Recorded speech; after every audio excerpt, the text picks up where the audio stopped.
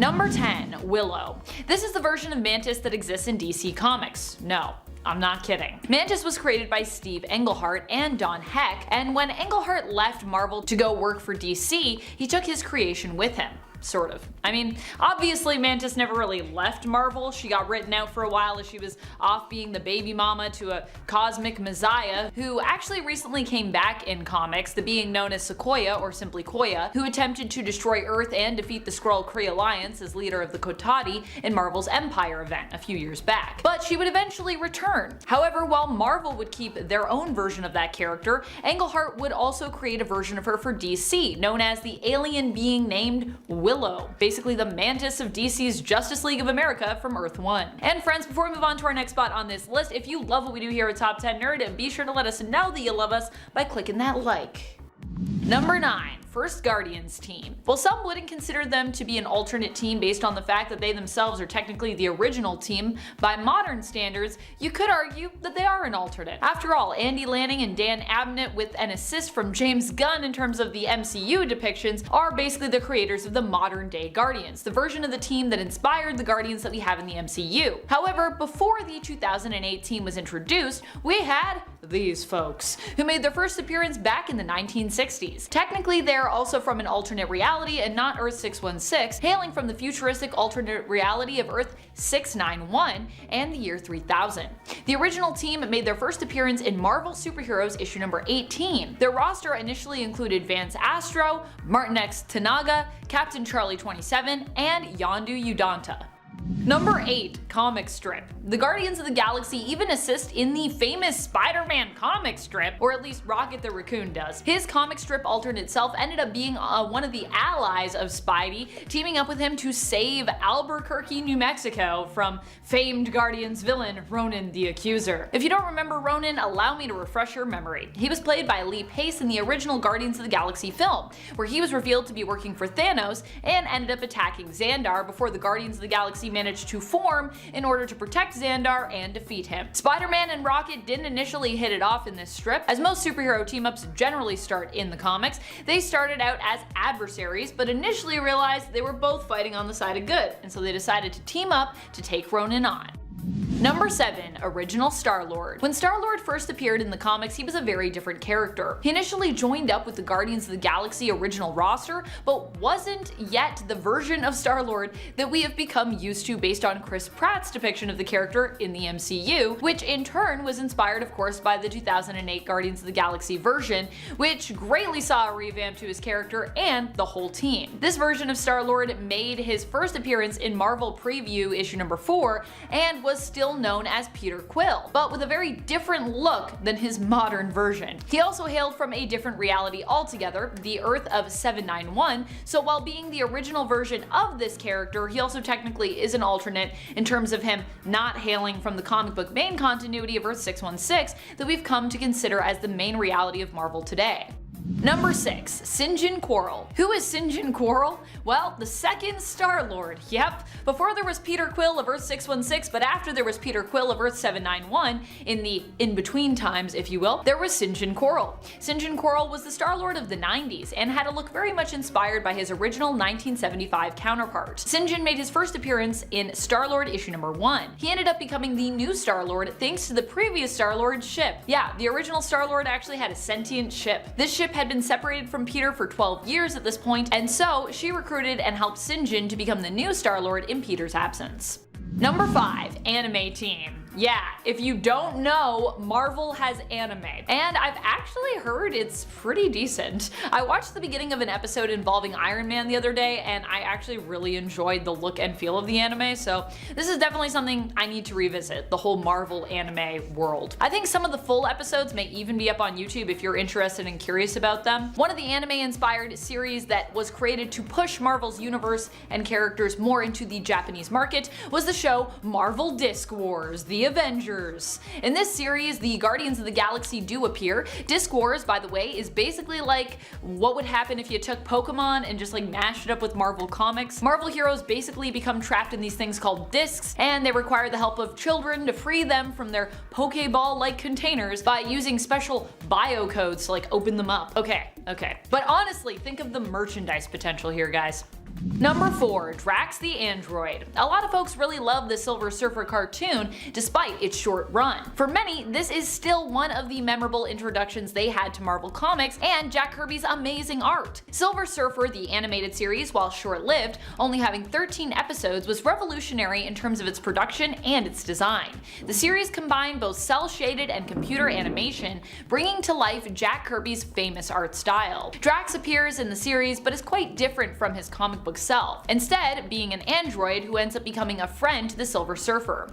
Instead of Drax being a rage-fueled being with the spirit of a human who Thanos killed, brought back to life by Mentor, Thanos' dad, who felt guilty about his son's involvement in the destruction of life, Drax is an android who works with the scientist Mentor, who in this reality is actually Thanos' brother. Also, if you didn't know, yeah, that's Drax's origins in the comics. I know, it's pretty wild.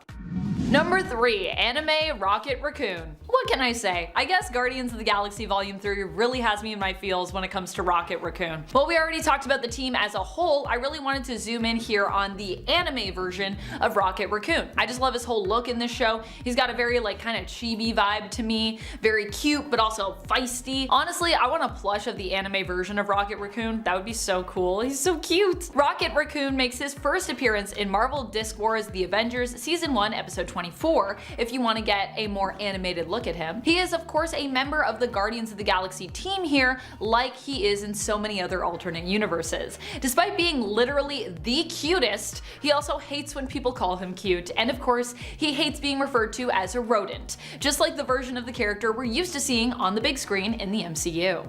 Number 2. Lorelei. Willow wasn't the only alternate version of Mantis that Englehart would create. He'd also make another version of the character known as Lorelei.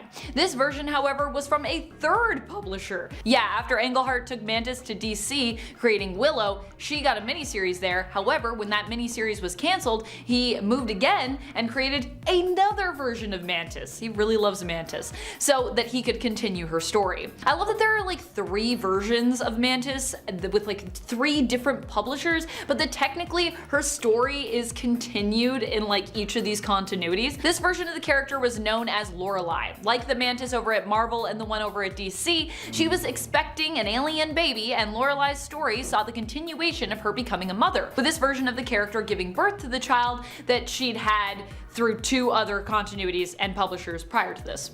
Number 1. Gamora the Wanderer. Gamora also appears in the Silver Surfer animated series. She also is quite different from her comic book counterpart like Drax. This alternate version of Gamora belongs not to the Guardians of the Galaxy team, but instead is a member of a group known as the Wanderers. The Wanderers initially act as antagonists to the Silver Surfer, tracking him down so that they can basically put him on trial for Galactus' crimes. Pretty unfair, really, since Silver Surfer, he just works for Galactus, but I guess, catching Galactus and putting him on trial, as well as, finding a courtroom big enough for him to fit in, would be a much greater, if not completely impossible challenge. So, honestly, fair enough. Intent Cosmic Ghost Rider. Amidst Earth's final stand against Thanos, tragedy struck the Punisher when debris from a building hurled by the Hulk's clash claimed his life. His soul was sent to Hell, consumed by a burning desire to punish the Mad Titan for decimating the planet. Seizing an unholy opportunity though, the Punisher struck a demon pact with Mephisto, transforming into the latest Ghost Rider. Yet upon his return to Earth, desolation greeted him. Thanos had vanished, leaving nothing but lifeless ruins in his wake.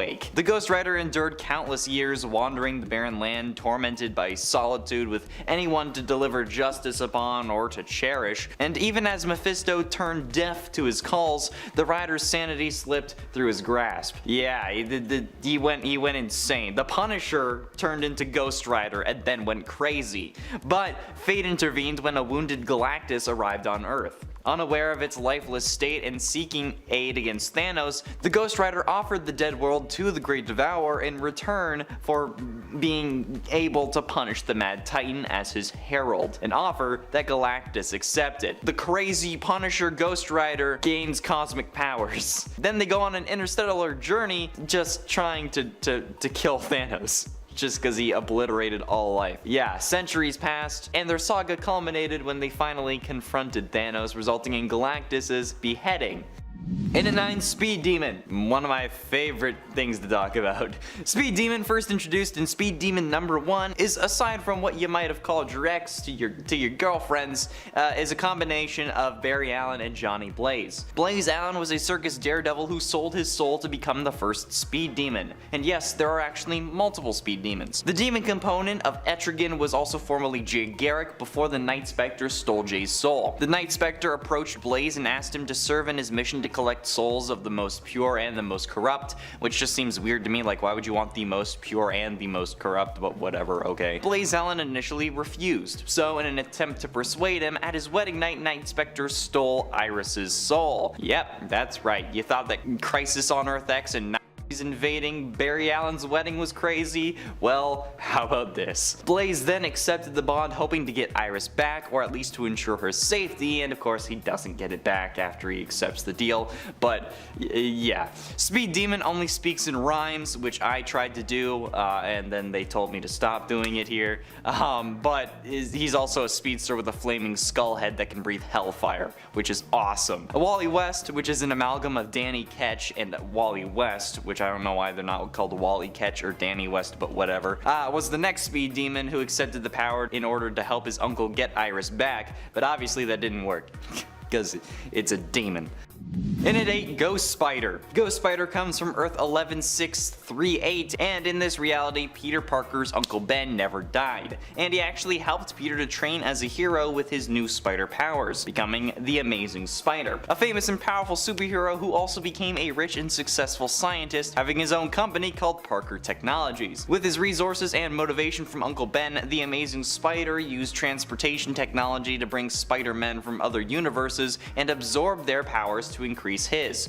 After bringing the Spider-Man of Earth 616 and making him believe he arrived to this universe by accident, the Amazing Spider was weakened by the feedback of the dimensional portal. Eventually, the Amazing Spider was convinced that what he was doing was not actually heroic and allowed himself to die. But after dying, the Sorcerer Supreme Dr. Banner infused Peter's spirit that was trapped in hell with the powers of the damned, causing him to become a form of Ghost Rider, calling himself the Ghost Spider. And honestly, this is one of the baddest Peter Parker Spider-Man suits of all time. It's so freaking sick. Although the feet weird me out. You didn't need to have the indents of toes. And at 7, Alejandra Jones. Alejandra Jones, born to an American human trafficker, and an unknown American woman, endured a harrowing upbringing as she and her siblings were sold and trained in Nicaragua's temple to become the next Ghost Rider. Yeah, he was training a whole bunch of dudes to become the next Ghost Rider. And with the guidance of Adam, Alejandra's path crossed with Johnny Blaze, the current Ghost Rider, who was convinced by Adam to relinquish the curse. A resurrection of the Seeker led to Alejandra's selection as the next Ghost Rider, and she was dispatched to Dayton, Ohio to confront Scotty, the daughter of the Red Skull. Despite putting up a valiant fight, Alejandra was eventually defeated. Meanwhile, Johnny Blaze learned of Adam's sinister ambition to purge humanity of sin, which explains why he was training up the next Ghost Riders, just transforming humanity into emotionless beings, which honestly I feel like could be a good idea at this rate. But feeling responsible for giving up the curse, Blaze agreed to assist in separating Ghost Rider from Adam, embarking on a separate mission to thwart that plan. But yeah, it's a dope story. And at 6, Hellhawk. This one's pretty freaking dope. In the 11th century, Hellhawk, a Sioux chief with Native American heritage, wielded the powers of the Ghost Rider and joined Thor's Avengers of 1000 AD. Moving forward to the 17th century, Hellhawk found himself in a rivalry with Noble Kane. Unfortunately though, his life was cut short when Narcosis took his life as a message to Mephisto, which was orchestrated by Belcasso to keep the spirits of vengeance away from Limbo. But with the powers of the Ghost Rider, he took revenge on men who would attack and slaughter Native American tribes, which is probably the most understandable form of vengeance that has ever been demonstrated by a Ghost Rider. Okay, this is dope. I want like a Pocahontas crossover. Like do like a Disney owns Marvel. Make Pocahontas a Ghost Rider, please. Halfway through into number 5, Ghost Hammer. A result of what is basically the civil war of Warp World, which was created when Gamora used the Infinity Gauntlet to fold the world in half. This character is a warp between Ghost Panther and Iron Hammer, which in turn are respectively mashups of Black Panther and Ghost Rider, and of Iron Man and Thor. Yeah, it's a little confusing. After stopping the Supreme Seven from destroying their world, the Defenders ended up experiencing a cataclysmic event where their world ended up folding in upon itself and once again merged Ghost Panther and Iron Hammer into the new being of Ghost Hammer. And they have all the powers of Ghost Panther from 616 and those of Iron Hammer from 616. They're basically the combination of 4 total badasses. So yeah, T'Challa Odinson is gonna make it onto this list. That's freaking dope. His name is T'Challa Odinson. In at 4, All Rider. Robbie and a Deathlock sent by Avenger Prime learned of the threat of the multiversal Masters of Evil and the Council of Red, prompting them to embark on a journey across the multiverse in search of potential allies. Among the recruits were Ant-Man, Star Panther, alternate versions of Captain America, the God of Fists, the Carol Corps, and various Iron Man counterparts, and during their mission, Robbie Reyes discovered that he was the All Rider, possessing the ability to ride anything. Insert the giggles of 14-year-olds and those like me who can't really mature because being an adult is boring. However, during an assault on Avengers Prime base, the God Quarry, Robbie's powers inexplicably failed. He later regained them during the battle, using them to seal a breach in the God Quarry, thus saving the entire multiverse from the destructive power of the First Firmament. Sacrificing himself, Robbie entered the First Firmament and sealed it from within, leaving him trapped there while rebuilding his car and waiting for the opportunity to return home. But I just like the fact that this dude can hop on anything and it immediately becomes like his Ghost Rider thing. I just imagine him like pushing a child off of a scooter and hopping on it, and then just like the wheels start flaming and he just goes. Getting close to the end into number 3, Goose Rider. Yep, that's not a typo, that's real. In the peculiar world of Earth 8311, Marvel created a universe where its characters were cartoon animals. Yep, that's right, you know who I'm talking about, Spider-Ham. Among these animal superheroes, or anti-heroes, whatever you want to say, resides Goose Rider, a spirited form of Ghost Rider, which is funny because it's a spirit. And anyway, in his fiery form, Goose Rider is a goose, shocking, donning a Daredevil costume outfit, kind of like an Evel Knievel thing, not a Matt Murdock thing. Unlike his counterpart in the Marvel main universe of 616, who's driven by a passion for punishing the unjust, Goose Rider's battles take a light-hearted turn. His main challenges include finding suitable entertainment and enduring the playful taunts of kids who use the fire from his motorcycle to roast marshmallows. This dude is basically if Ghost Rider was a kid's party entertainer, which is just weird. In terms of powers, Goose can call upon the mischievous demons of heck to unleash their unique attacks on foes, such as dropping anvils from above. As with many obscure characters, Goose Rider hasn't really been in the comics since the late 80s, making his final appearance in issue 17 of Peter Porker the Spectacular Spider-Ham, but hey, I think that we need to see him come back. Alright, where's across the Ghost Rider verse? Huh? Am I right? Crickets. Penultimately, in number 2, Red Hulk. In the 6-issue crossover Circle of 4, Flash Thompson's Venom, Ghost Rider Alejandra Jones, Red Hulk Thaddeus Ross, and X-23's Laura Kinney converge in Las Vegas for personal reasons. Sinister casino owner Mr. Delegui is revealed to be Mephisto's demonic son Blackheart, leading to a chaotic situation where Alejandra accidentally opens a portal to hell, unleashing demons and malevolent beings, and Red Hulk and the others have to intervene. But the exposure to hell's indulgences corrupts Alejandra, making her steal the spirit for herself while Flash struggles to control his symbiote. Venom later steals the spirit, seeking that demonic power, but Blackheart intervenes and throws people out of windows and stuff. Alejandra survives. She joins forces with a massive behemoth that was now combining the powers of Red Hulk, Venom, and Ghost Rider all at once. Yeah, Thaddeus Ross got the Venom symbiote and the Ghost Rider spirit. They started racing up the side of a building on Thaddeus's motorcycle with his iconic line of "We are Smash for Vengeance." I'm not even kidding, that's what he says. Then Las Vegas returned to normal, and then Red Hulk returned the symbiote and the spirit of vengeance. But yeah, Red Hulk as Venom and Ghost Rider, that's dope. And finally, in at number 1, Agent Coulson.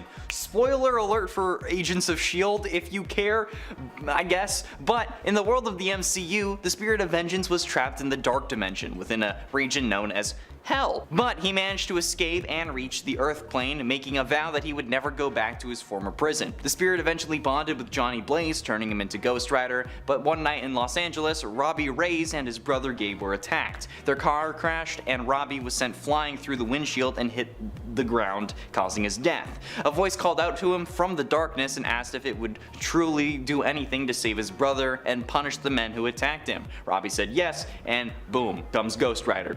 The Spirit and Reyes worked with S.H.I.E.L.D. in order to take down the baddie of season 4, which was Ada, once they returned from the Dark Dimension again. But Phil Coulson made a deal with the Spirit, which temporarily granted him his demonic power. Okay, this is so dope. Which he then used to successfully destroy Ada by incinerating her to ashes. The Spirit returned to Reyes afterwards, but come on, Agent Coulson with superpowers? We love Agent Coulson. The reason that they made Agents of S.H.I.E.L.D. was to bring Coulson back, I feel. However, Coulson's possession of the Spirit of Vengeance caused the cancellation of the GH325 effects, which had been keeping him alive since his resurrection, which ended up dooming him, but not before he got the chance to go out and see the world. So he doesn't die in the series, but it just kind of makes him a normal dude again, so he will die eventually.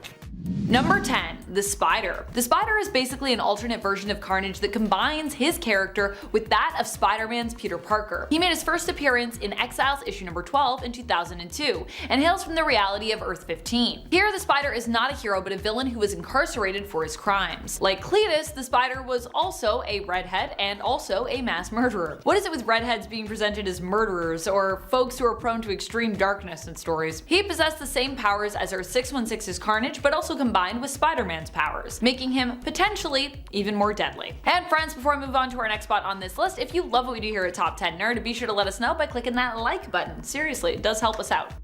Number 9, Avengers Alliance. When it comes to the Carnage from Avengers Alliance, there are quite a few people that love this version of Carnage. Really, he's pretty much still the same old classic Cletus Cassidy, but I think the design and artwork here is what puts people over the moon for him in the game, or in the game that used to exist. Also, I think most people just miss the days of the Avengers Alliance game, since that game is no longer active. In the game, Carnage was firmly established as being more powerful as both Venom and Spider-Man, and even the two of them combined. While Avengers Alliance is no longer available to play after being shut down in 2016, Marvel Strike Force is available and is also a turn-based strategy game with its own Carnage, if you are one of the folks who missed the Alliance days. Honestly, it sounds like Marvel Strike Force is basically like what replaced it.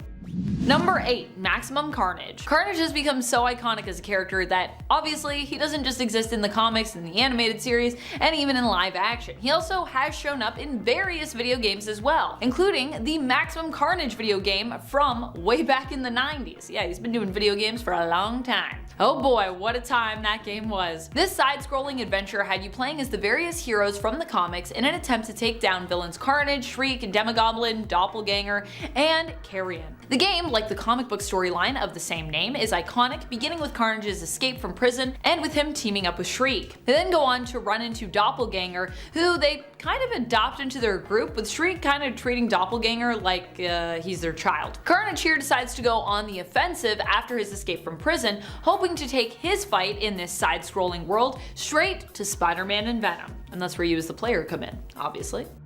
Number 7, Let There Be Carnage. Was Woody Harrelson a weird choice in terms of the casting of Cletus Cassidy? A little bit. But was there potential there? Most definitely. Woody Harrelson is one of those performers where I generally tend to really enjoy his performances, and I think he does unhinged characters pretty well, honestly. So there was a lot of potential when it came to him taking on the role in Sony's sequel to Venom, Let There Be Carnage. Also, Andy Serkis directing, I thought that would be a good time. Unfortunately, that film just, in my opinion, was not very good. The corny elements were just too overwhelming for me to really enjoy it, although I do still think it had some value in terms of just like pure, raw entertainment. If you want to be entertained, it'll probably do that for you. I think it's always hard when you're bringing a character like Carnage to live action though, because it makes everything that he is so much more real. It's hard for you to connect with someone like Cletus, so you either have to make him the best bad guy around and make him really, really terrible and unrelatable, which is usually done really well in the comics, I'd say, or you you have to build some kind of bridge for the audience to connect with him, which honestly, good luck in that regard, and I do think the movie kinda tries to do that a little bit, and it's a disservice, I think, a little. Still, it was cool to see the attempt, and I did like some of the stuff that they did with him in terms of the approaches to the fights and, you know, his views of the world. Number 6. Spider Carnage. For a brief time, Ben Reilly was actually Carnage, or a version of Carnage, rather. He became known as Spider Carnage. This happened after the Carnage symbiote had escaped Ravencroft. Ben Reilly actually chose, as Spider-Man, to put himself in the path of Carnage, sacrificing himself to bond with it so that he could protect others from the sadistic symbiote. He was like, I will be the only one, that way no one else will be hurt by it. However, this wouldn't last too long, only a few issues. John Jameson, son of J. Jonah Jameson, would help to free Ben Reilly's Spider-Man by targeting him with microwave radiation. Actually, that would really hurt. I would not want to be microwaved. Still, the idea of Carnage wielding Ben Reilly is pretty cool to me. While Carnage is definitely one of the most evil Spider-Man villains around, he also happens to be one of the most powerful symbiotes as well, with his strength at times rivaling even that of Venom. In fact, I would say most days it's rivaling Venom. Maybe not now, but in the past for sure. At number 6, Earth 666. Earth 666's Avengers of the Undead. Thank you to Sir Striker 6420. In Earth 666, the Avengers aren't your typical superheroes. They're the stuff of nightmares. Picture this: Black Widow is an actual Black Widow. Captain America is not just superhuman, but a ferocious werewolf leading the charge. Daredevil is now a demonic force to be reckoned with, serving justice with a sinister twist. Frankencastle is very clever, a Frankenstein's monster version of the Punisher, Frank Castle, embracing the macabre. Hawkeye, more like Hawk's Eye, an avian sharpshooter taking aim with razor-sharp precision. Thor, once the god of thunder, is now a mummified deity wielding ancient powers. Spider-Man is literally a Spider-Man human hybrid. I mean, it speaks for itself. And who could forget Wolverine, the lord of the vampires, sticking his fangs into his victims with relish. In Earth 666, the Avengers are a terrifying ensemble, defending a world where the living dare not tread, battling for survival in the shadows of the undead. At number 5 is the Void, the opposite alternate of Sentry. Shout out to Zack Schneider 5337 for this suggestion. Void, a malevolent force lurking within the psyche of Robert Reynolds, the Sentry. This dark entity, more of a cosmic concept than a person, embodies his deepest, darkest fears and desires. The Void is the yin to Sentry's yang, a relentless force that threatens to consume not just Earth, but the entire multiverse. It's a chilling alternate superhero where the line between hero and villain blurs as the Sentry battles to keep his inner demon at bay. In this eerie twist on the Avengers, the team's greatest adversary isn't an external threat, but a part of themselves, a haunting reminder of the line between heroism and destruction. At number 4 is X-24 from Logan. Shout out to Brilliant Thardy Games 127. In the dark, twisted multiverse of comic book adaptations, we've seen our fair share of alternate versions of beloved characters, but none quite as spine-chilling as X-24. In the film Logan, this sinister creation was engineered to be the ultimate unaliving machine, a nightmarish image of Wolverine himself. Unlike the brooding and complex Logan we know, X-24 was a ruthless berserker devoid of any moral compass. He wasn't plagued by inner demons or a sense of duty, he was a pure force of destruction. What made him even more terrifying was his relentless pursuit of Laura, or X-23, who shared Wolverine's blood. Every time X-24 appeared on screen, a wave of anxiety washed over me, knowing that this unrelenting monster would stop at nothing to achieve its grisly objectives. It's a chilling reminder of how alternate versions can take familiar heroes and twist them into our darkest nightmares. At number 3 is Poison. Thank you to Kronos200 for this suggestion. In this alternate version of Spider-Man the Other, Spider-Man's transformation takes a nightmarish turn under the Brooklyn Bridge. You see, instead of embracing his spider powers, he violently rejects them, decapitating his inner spider and leaving his metamorphosis incomplete. As if sensing the chaos, the Venom symbiote abandons MacGarren to merge with Peter Parker. A mental battle rages on, with the symbiote ultimately obliterating what remains of Peter's psyche. Stark Tower now becomes a battleground as the symbiote-possessed Peter, now Poison, confronts Aunt May and Mary Jane. Poison's deluded belief in his creation as an act of love drives him to offer Mary Jane a horrifying choice: to bond with the new symbiote spawn. Wolverine and Luke Cage try to stop him, but Poison's power proves overwhelming. The chilling climax reveals reveals the extent of madness as he revives Gwen Stacy with a symbiote, transforming her into a Carnage-like monstrosity. In this unnerving alternate reality, Spider-Man is unrecognizable and fear lurks just around every corner. At number 2, Norman Osborn's Dark Avengers. Shout out to Damon Blackfriar 3238. You guys gotta make some better usernames, holy cow. In the wake of the Skrull invasion, Osborne ascended to power, wielding authority over S.H.I.E.L.D. and the Thunderbolts, bending them to his will. Under his Hammer agency, Osborne recruited a macabre roster of quote-unquote heroes. Among them, Bullseye is masqueraded as Hawkeye, Venom as Spider-Man, and Moonstone as Miss Marvel. Ares and Sentry lingered, tainted by their association with Osborne. Miss Marvel wisely refused to join the team, aware of Osborne's malevolent past. But Osborne's recruit of baddies didn't stop there. Daken assumed the mantle of Wolverine, while Novar became Captain Marvel. Osborne himself donned the Iron Patriot suit, a twisted embodiment of patriotism. At number 1, Spider Assassin. Shout out to Lil Do 9796 for bringing this one up. Spider Assassin is a version of our friendly neighborhood hero who's taken a dark turn. It all starts with a trip to Germany, a tragic loss, and a secret romance. You see, as Spider-Man teams up with Wolverine to take down Charlemagne, the stakes rise and morality blurs. The turning point in this reality comes when he chooses to save Charlemagne's sister, Alex,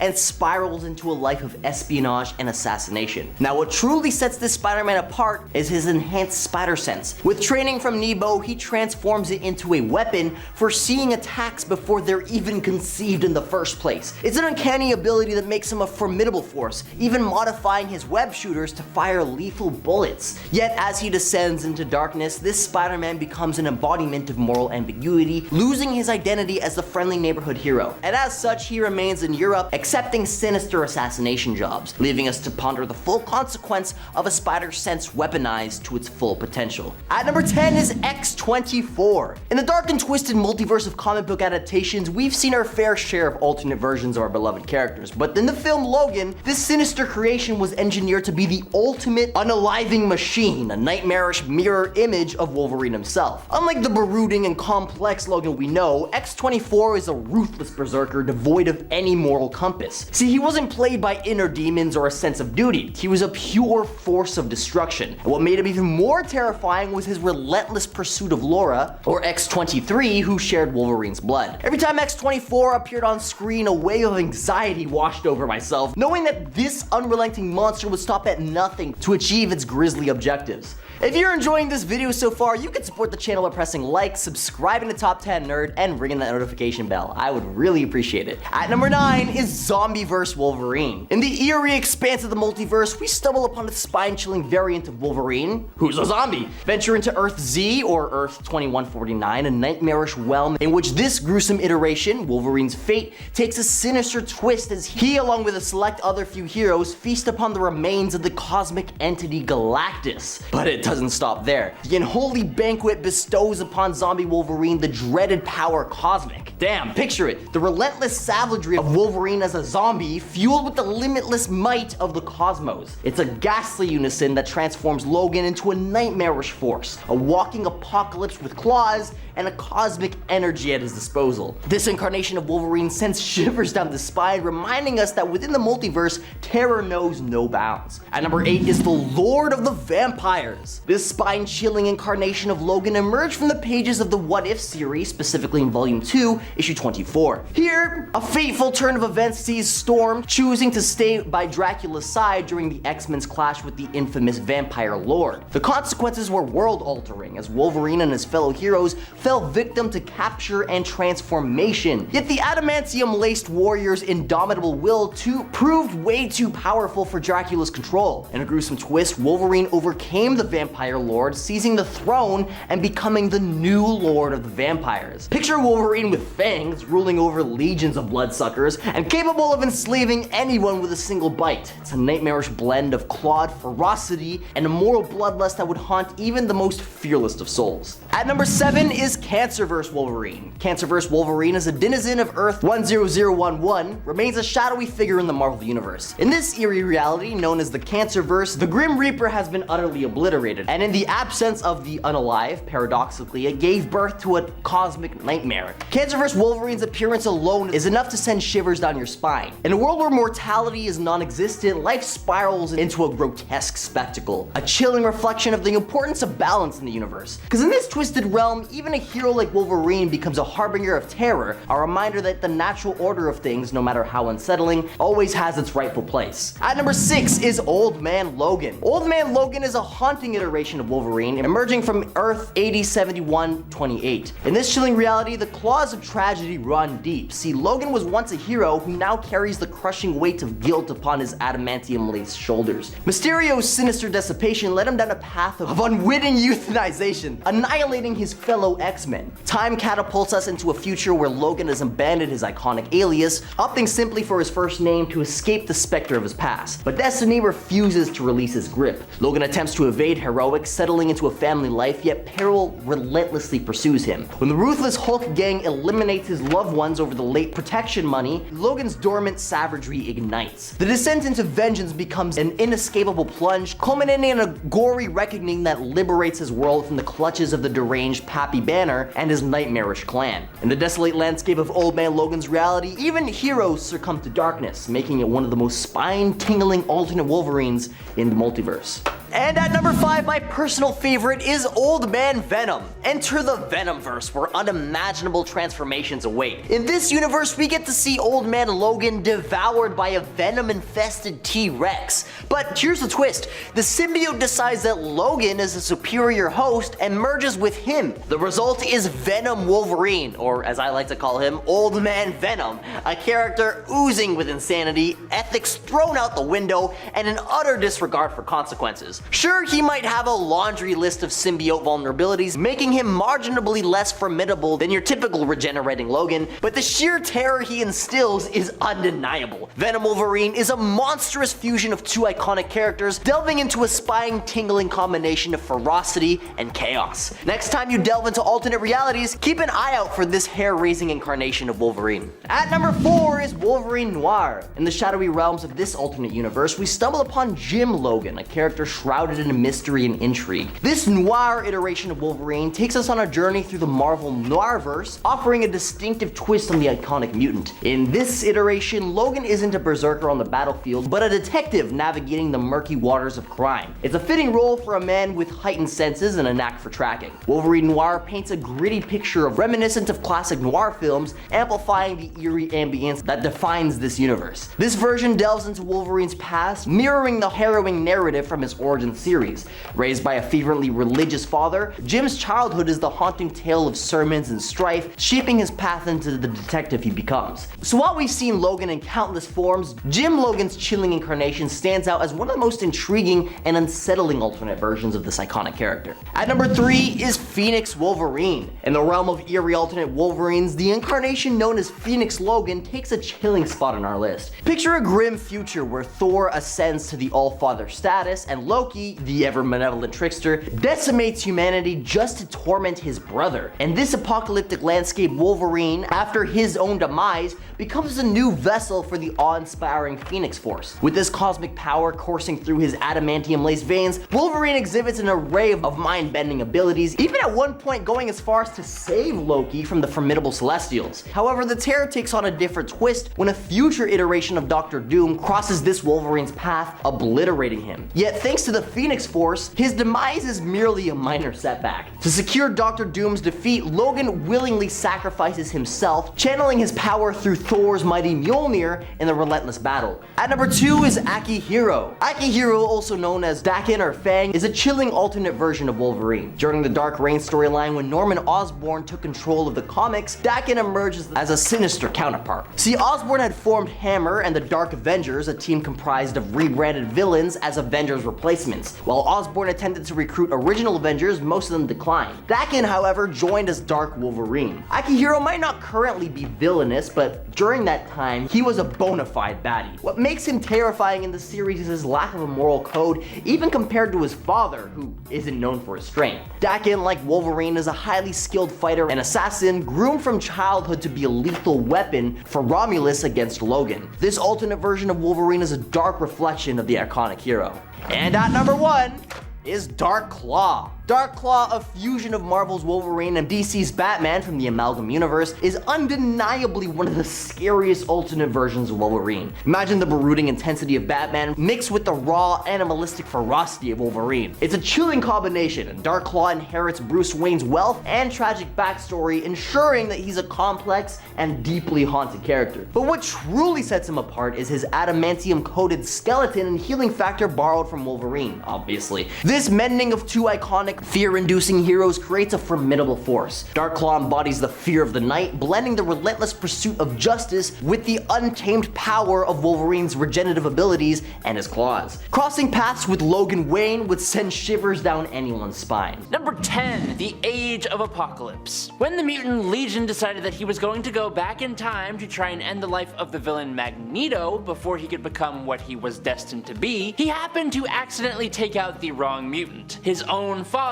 Charles Xavier. This created a separate new reality where it was Magneto who founded the X-Men, and without the protection of Xavier, Apocalypse began his plan for world domination 20 years early. Turns out, that was the move, as doing this allowed him to take control of the entirety of North America and begin his plan of survival of the fittest by attempting to cull all of humanity. Apocalypse with his forces conquered Japan, Wakanda, and Atlantis, destroyed half of South America and Central America, and took out almost all mutants with telepathic or time travel abilities. With the help of his new horsemen, Mr. Sinister, Abyss, Mikhail Rasputin, and his son Nemesis, Apocalypse ruled over America while trying to defeat his only real resistance, the X-Men and the European Human High Council. He eventually managed to capture Magneto and his son Charles, although the rest of the resistance was able to break into Apocalypse's citadel in the ruins of Manhattan. With his last bit of strength, Magneto, furious at Apocalypse for terrorizing the world, magnetically tore his body in half, and it was so cool. I'm leaving out a lot, but the Age of Apocalypse is pretty huge, and I've only got like a minute here, so we're moving on. Coming in at number 9, it's the Mangaverse. In Marvel's arguably underrated Mangaverse, Apocalypse is the main enemy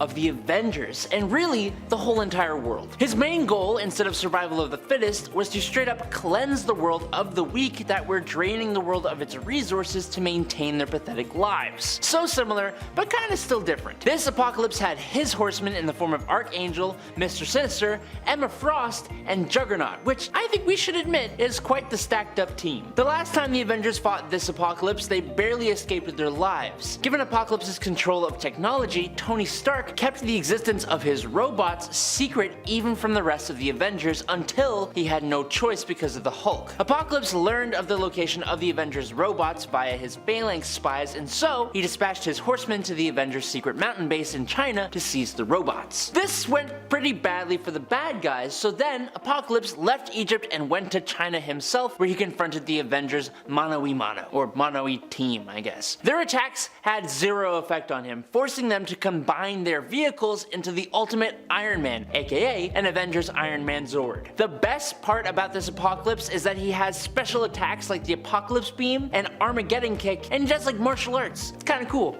I guess. Number 8, Ultimate. Apocalypse in the Ultimate Universe is actually quite strange. When Apocalypse first showed up here, he was actually a vision or apparition who could only be seen by the schizophrenic Mr. Sinister. This Lord Apocalypse that seemed to live only inside of Sinister's head and as a stuffed effigy apparently made Sinister his herald and gave Sinister a mission to take the lives of 10 innocent mutants in order to bring about Apocalypse's manifestation. After Sinister launched a failed attack on the Xavier Institute for Higher Learning to complete the task, he was captured and imprisoned by S.H.I.E.L.D. While in his cell, Apocalypse came to Sinister again and commanded him to choke himself, which he failed to do, but would eventually succeed at when he turned up passed out in the afterlife with his t-shirt lodged in his throat. Kinda bad. But that was all actually a ruse. Apocalypse was pleased by Sinister's ability to get out of custody, and so he managed to return Sinister to life, and so Sinister set out again to eliminate mutants in order to obtain the 10 he was supposed to get for his master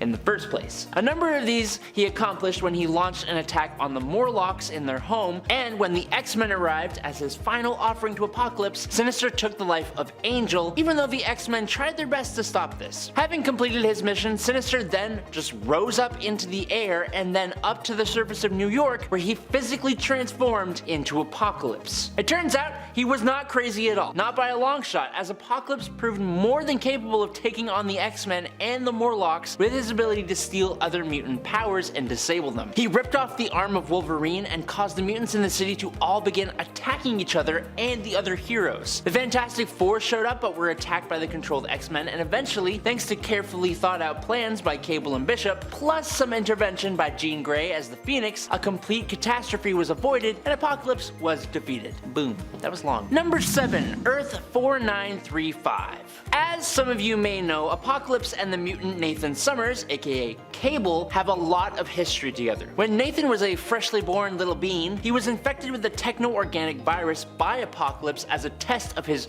worthiness to become a host for Apocalypse. When the X-Men fought off Apocalypse and recovered Nathan, Cyclops begrudgingly agreed to send Nathan away to the future with the hope of him being cured. Earth 4932, or Earth Ascani, is that future. Taking place in the late 36th century where Apocalypse ruled the entire Earth, Nathan arrived and he was immediately cloned just in case he could not be saved. When this Apocalypse found out that Nathan was in the present day, he sent out his forces to capture Nathan, but he had actually taken the clone instead. That clone would be raised up by Apocalypse with the hopes of him becoming the next host body for Apocalypse. Apocalypse named that clone Strife, after a villain he fought in the modern day, who was actually an adult version of this kid, which really confuses things kind of, just a tiny bit. Since his current body had grown old and feeble, Apocalypse raised Strife to be extremely powerful as he planned to transfer his consciousness and power into Strife's body. Now, the real Nathan, who was being raised to be Cable by Jean Grey and Cyclops in this future world, ended up disrupting Apocalypse's plan, with the teenage Cable defeating this old and decrepit Apocalypse in combat. Number 6. AD 3167.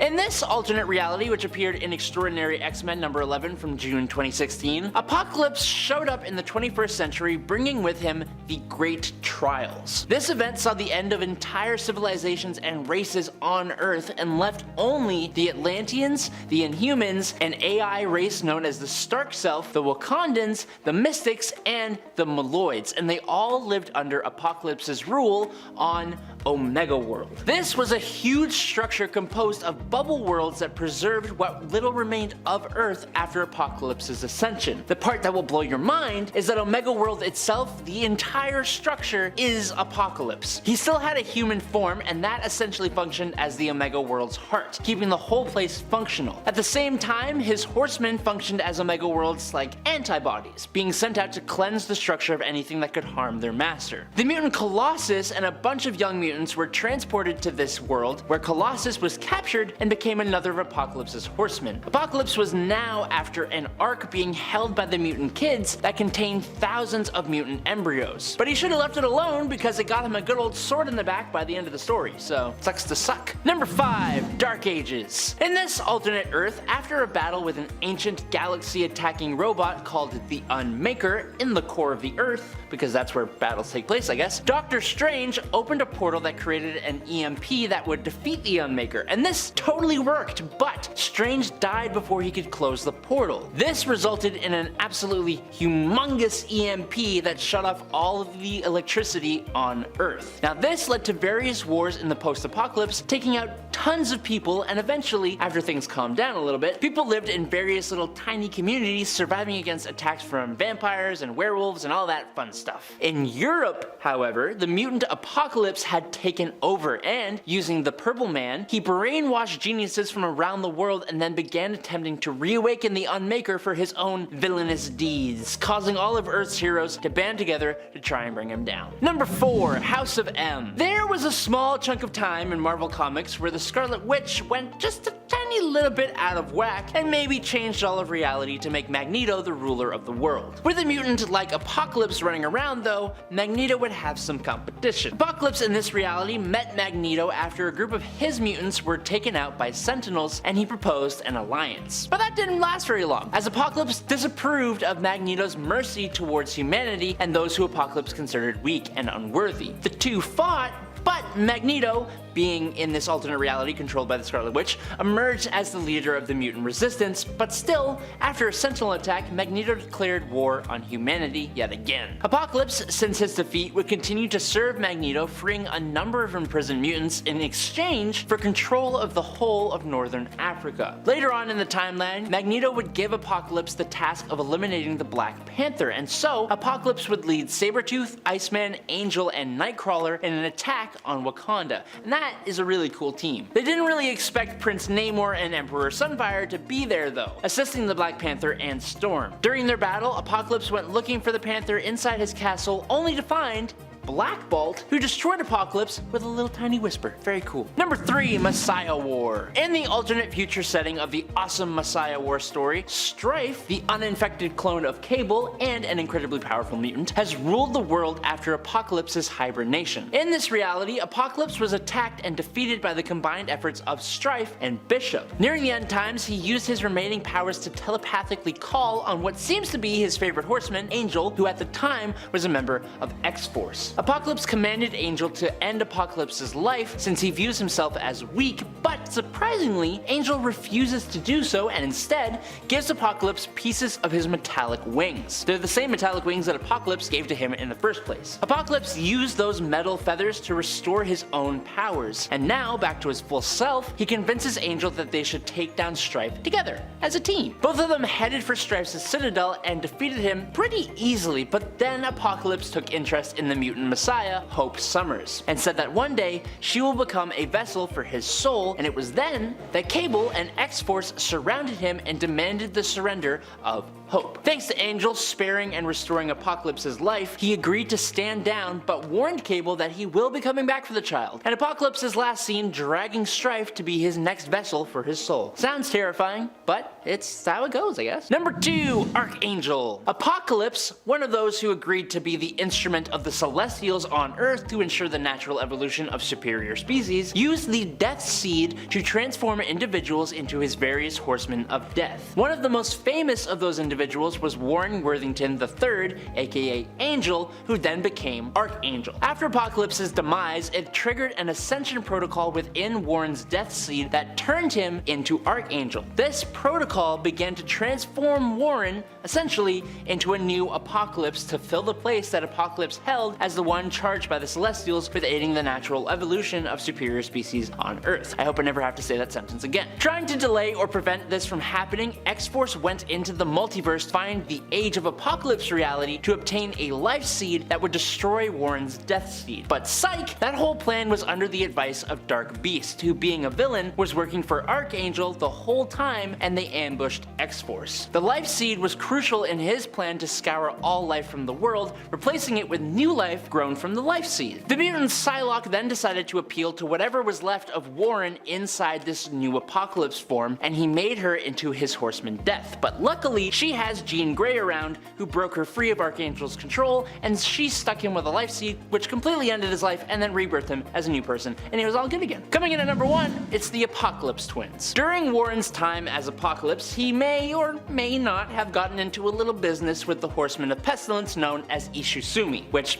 after his defeat, happened to produce 2 little terrors known as Uriel and Iman, aka Archangel's heirs, aka the Apocalypse twins. In a slightly unexpected turn of events here, they were stolen away by Kang the Conqueror of all people, who feared what they would become, and the 3 of them disappeared into the time stream. As you could expect, growing up under Kang the Conqueror was extremely rough, as he was horrible to them, and so the twins grew up to understandably be pretty horrible themselves. After Archangel was defeated, the son of Apocalypse, William Rawlson, attempted to gain his own Death Seed from the Celestial Gardener and become the new Apocalypse. This is when the Apocalypse twins showed back up out of the time stream, wielding the Asgardian axe Yarnbjorn, which they stole from Kang the Conqueror, and they sent that Celestial to its form of an afterlife. They next attacked the Peak, aka the headquarters of Sword, and then following that, they took out most of Clan Akaba and destroyed Akaba City. They then used life seeds and death seeds harvested from the Gardener to resurrect Sentry, Banshee, Grim Reaper and Daken as the 4 Horsemen of Death, which was totally awesome. But then, they framed the Earth for the passing of the Celestials so that Exitard the Executioner, another Celestial, would destroy it, and they almost got away with it too if it weren't for the time-traveling Kang the Conqueror and some X-Men, always saving the day. Number 10, Deadpool Samurai. So I actually have this manga. Well, I have part 1 of it, the first volume, I think. I haven't read it yet, but I have flipped through it, and honestly, it looks pretty interesting. It caught my eye when I was at an Indigo, and I was like, I have to read this at some point. This is the Deadpool of Earth 346. He is actually a character in a manga that Marvel made in collaboration with Shonen Jump Plus. If you can believe that. He was created by Sanshiro Kasama and Hikaru Usagi. He made his first appearance in Marvel times Shonen Jump Plus Super Collaboration issue number 5. Marvel has actually collaborated with Shonen a few different times. I think Deadpool's appearance was part of their 3rd collaboration together, which to me is crazy. And in terms of his own series, Deadpool Samurai, he's had actually 15 volumes so far. That's wild. With the most recent one coming out last year in 2022 in June. Must be good if they got at least 15 volumes of it. Someone must be loving this. And friends, before we move on to our next spot on this list, if you love what we do here at Top 10 Nerd and you're not already, why not take a second and subscribe? You should do it. Deadpool Samurai would do it. Number 9, Ultimate Deadpool. If you are more interested in hearing about a version of Deadpool who is completely different from his usual 616 or MCU self, Ultimate Universe Deadpool might be your style. This version of the character first appeared in the Earth 1610 reality, but he actually also went multiversal in his adventures with the rest of the evil Deadpool Corps. While Wade Wilson himself is usually known as being a friend to the mutants, even when they ask him to please not be so friendly with them, this version of the character, known as Wade Wilson, actually hunts mutants instead. Where Deadpool usually has a darkness within himself that he kinda hides with a sometimes dark sense of humor, this version of Deadpool is more just straight up dark, believing in human rights over mutant rights. Actually, I don't think he even thinks mutants should have rights. He's like, no rights for the mutants. Number 8, Deadman Wade. Deadman Wade kinda reminds me in terms of his look of the DC Comics Deadman, but in terms of what he's like when it comes to his powers and abilities, he is still very much similar to Earth 616's Deadpool. This version of Wade got his powers from Apocalypse. He ended up being a member of Apocalypse's team of Pale Riders, his group of elite assassins. He made his first appearance in the 1995 comic Excalibur in issue number 1. He would end up being killed in his universe when Nightcrawler removed his head from his body and teleported away with it. However, he'd later be resurrected only to be killed again when he ended up joining the evil Deadpool Corps in the Deadpool Kills Deadpool series. Number 7, Venompool. Oddly enough, when it comes to Venompool, there has actually been more than one of this alternate Deadpool created. As you may have guessed from the name alone, Venompool is a combination of Venom and Deadpool. Initially originated as a concept in the What If comic that answered the question, what if Venom possessed Deadpool? Here Venompool also sported a Jerry curl perm hairstyle for some reason. I guess he thought it looked cool. There's also an even more epic looking version of this character though, who appears in Marvel Contest of Champions, which I highly recommend you look up, although you could probably see him in this video, probably put a picture of him up, but yeah, he looks scary.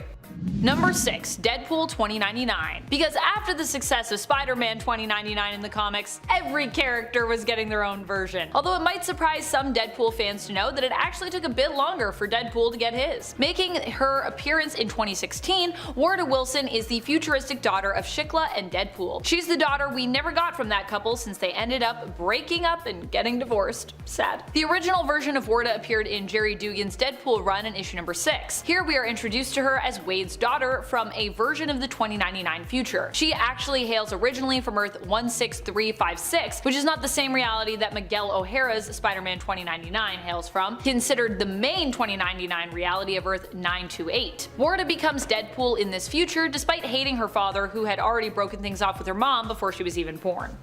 Number 5, MCU. It's weird to call Ryan Reynolds' take on the character the Marvel Cinematic Universe version, but truly, he is now officially. Deadpool will be joining the MCU with his next motion picture, and I honestly couldn't be more excited to see what that could mean for the character. I personally am wondering if this is the film that sees the X-Men properly and finally introduced to the cinematic universe now that the Fox merger is complete. I mean, we've been waiting for a long time. Just give us something. I know Wolverine will be there, but I need more. However, at the same time, technically the first MCU mutant may have been Kamala Khan's Miss Marvel. We'll have to wait and see though, as we hopefully learn more about Kamala and what is going on with her in the Marvels film. But based on what's happening with her in the comics, I'm thinking that's where we're headed. Why do I love MCU Deadpool? Probably because he was the version of the character who got me the most interested in diving deeper into Wade Wilson's tragic and often hilarious adventures in the comics. Seriously, I saw the movies, loved it, and then I was like, I gotta read all these Deadpool comics, and then I did it, and I loved it. It was a good time. You should do it too, if you haven't already. Number 4. Fox Original. Technically, there is another live-action version of Deadpool also running around in the Marvel Universe, played as well by Ryan Reynolds. Or well, used to be running around in the Marvel Universe, not so much anymore. This version of the character, however, was much less comic book accurate, appearing in the Fox X-Men spin-off film X-Men Origins Wolverine, which of course focused solely on Wolverine's origin story. In the film, Ryan Reynolds plays Wade Wilson, an overly talkative and jokey mercenary who later becomes the Merc without a mouth after being experimented on himself by Weapon X and becoming their pawn to be used in a fight against Wolverine. I know way too much about why this was all done and the plans for this version of the character and what was going to happen with it, but let's just keep going. Despite how inaccurate and goofy this version of the character ended up being, he still paved the way for the other, more comic book accurate adaptation that Reynolds would also later portray, also working once again with Fox. Although this time doing the character some very deserved justice, I think, especially after this version exists. In Deadpool 2, Deadpool also gets to travel back in time to clean up this completely weird mistake of an adaptation by killing this version of the character. So, yay! Number 3. Warda Wilson. I know what you're thinking. Didn't we already talk about Warda as Deadpool 2099? Well, that's actually not the only version of Warda, or Warda as Deadpool, in the multiverse, if you can believe it. I actually wonder where is the alternate version of Warda who just becomes queen of the underworld like her mom. This version of Warda, though, also did not do that. Instead, she once again followed in her father's footsteps in this reality. This version of Warda as Deadpool hails from 2022's Spider-Man 2099 Exodus. This version of the character was created by Steve Orlando and Kim Jacinto. I think this makes sense considering that when I read Orlando's stuff, it also kind of reminds me of Dugan's writing sometimes, and you know, Dugan is the one that originally gave us Warda, and I say that in a good way too. I like Orlando and I like Dugan, so it's a good thing. The reality this Warda hails from is also sadly not the main 2099 reality of Earth 928, but instead the other alternate reality of the 2099 future, there are so many, known aptly as Earth 2099, which I actually like better for that Earth. I'm just like, yeah, why don't we just call it Earth 2099? It's a lot cleaner in my mind. Number 2. Gwenpool. Technically an alternate of both Gwen Stacy and Deadpool combined. Gwendolyn Pool existed originally in a world where there were no superheroes, or rather, like in our world, where superheroes only exist in stories, comics, cartoons, and films. While never confirmed, her home reality, because of this fact, is actually suspected to be the same one that we exist in now, designated Earth 1218 in the comics. She eventually comes to Earth 616, and because heroes do exist here, she sets out to become one herself. However, due to a mistake on her form when she was getting her suit made, her codename was believed to be Gwenpool, when in reality, Gwenpool, with an E at the end, is really just her actual name. While she looks like Gwen Stacy, she acts more like Deadpool, although I'd argue she is less grating than he is, and has a bit more charm than the original as a Deadpool alternate. I also really love her suit. I gotta do a Gwenpool cosplay at some point. I love Gwenpool, she's so cool. That rhymes, so you know it's true. Number 1. Wolverine Pool. We all know that Wolverine and Deadpool don't normally get along, though not for Deadpool's lack of trying, goodness knows. Deadpool is actually kind of fond of Wolverine and seems to genuinely enjoy teaming up with him at times, whereas Wolverine, like most supers out there, often gets easily annoyed if he's forced to work with Wade. Although to be fair to Wade, I mean Wolverine doesn't usually like working with people anyways, he's usually a pretty grumpy Gus. In fact, the last team up that I've seen of Wolverine and Deadpool in the Benjamin Percy run of Wolverine was honestly pretty brutal, with Wolverine doing all sorts of terrible things to Deadpool just because he could. It's so mean. However, Marvel also knows how much we love reading this ridiculous team up. And so, what did they do? They made a literal mashup character known as Wolverinepool. Wolverinepool first appeared in the 2007 comic Cable and Deadpool issue number 46. Sadly, his existence was pretty short-lived as he died a few years later. He ended up choosing to join up with the evil Deadpool Corps during Deadpool Kills Deadpool, which ultimately meant he had to lose because he was evil and therefore die. Though I am confident that one day this character will be resurrected. I mean, he's made up of two insanely popular characters, so they have to bring him back, right? At some point. Eventually. We just gotta wait. I mean, he did die, I think, in 2013, so we might be waiting for a while, but I think he's coming back. Marvel, if you're watching this, do it for me. Coming in at number 10 is Ice Master. In the alternate dimension of Earth 13729, an older, like really old version of Bobby Drake has gone full Gandalf, sporting tattered robes and a cloak with the whole long gray hair and bushy ice beard. He now goes by Professor Drake, or even the name Ice Master. Ice Master traveled across realities to Earth 616 to warn Iceman about who to trust and about future decisions. He knew he was running out of time, but he got what he needed to be done. He disappeared into thin air pretty soon after the conversation was over, presumably going back to his reality, or maybe the conversation erased his reality entirely in a paradox kind of way. Maybe that's not how it works. Maybe it's Maybelline. We'll never know. Number 9, the movies. Yeah, I'm talking about the X-Men movies with Shawn Ashmore as Bobby Drake. Unlike a lot of other realities, including the main 616 universe, this version of Bobby Drake was not the youngest founding member of the X-Men. Instead, Bobby is introduced as a student at the Xavier School for Gifted Youngsters, and also as the immediate love interest for Rogue, similar to the Ultimate Universe. He even made her an ice crystal shaped like a rose. So cute. He doesn't actually do a whole lot in the first movie though, other than being impersonated by Mystique to get Rogue to leave the school. In the second movie, he is definitely a bit more involved and he reveals his mutation to his parents, but again, he is kinda treated like a kid and a side character, and so is Rogue, and they don't really do much. In the third movie, by the final battle, Bobby is finally standing as an official X-Man. It's here that he comes face to face with his rival slash former best friend, Pyro, and completely overpowers him, headbutting the hotshot after taking on his ice form for the first time in those movies. It only took 3 movies, but he got there. And then, lastly, in Days of Future Past, which opens in a post-apocalyptic 2023, actually, I didn't know that, Bobby is one of the last surviving X-Men and Free Mutants, and he participates in the team's attempt to change the past, defending them alongside the other surviving X-Men. He dies twice in this movie, but thanks to time travel, he's all good, so let's hope we get to see him again, maybe in Deadpool 3. Number 8, King Ice. Yeah, you know we're talking about an amalgam comic yet again. When Doctor Strange Fate, aka a mix of Doctor Strange from Marvel and Dr. Fate from DC, attempted to merge the Prime Marvel universe and the DC universe to reform the amalgam universe, he took both the X-Men and the Justice League of America and slapped them together with some sticky tack, chewing gum, and some duct tape. This created a whole slew of really awesome amalgamated characters, one of which would be King Ice, aka a blending of both Iceman and Aquaman. He and the others were used to confront Access and Doctor Strange, but were pretty much ineffective. Once Doctor Strange Fate was defeated and the amalgam universe restored, the combined people were split, but I still can't help but think this makes a whole lot of sense with Iceman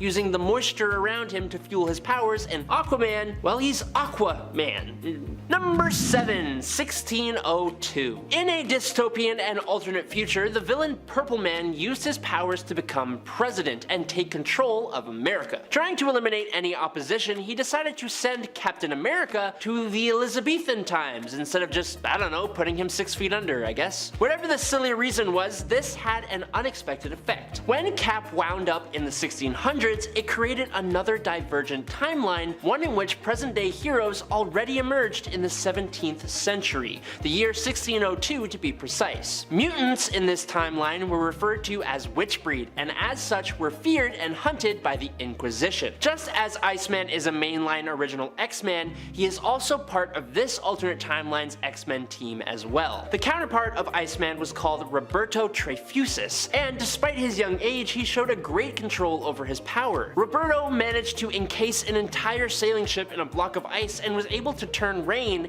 into an ice storm. Roberto also claimed to have served as cabin boy for the famous Sir Francis Drake, who happened to be his uncle. With the whole Drake last name, that kind of makes sense. Number 6, Age of Apocalypse. In the Age of Apocalypse reality, it was Magneto who originally founded and trained the X-Men, thanks to some tomfoolery by the mutant Legion. Bobby Drake, being among the first mutants Magneto recruited, was pushed by the Master of Magnetism much harder than Xavier would have, making the youngest X-Man drop his joking, kid-like attitude and tap into his full potential.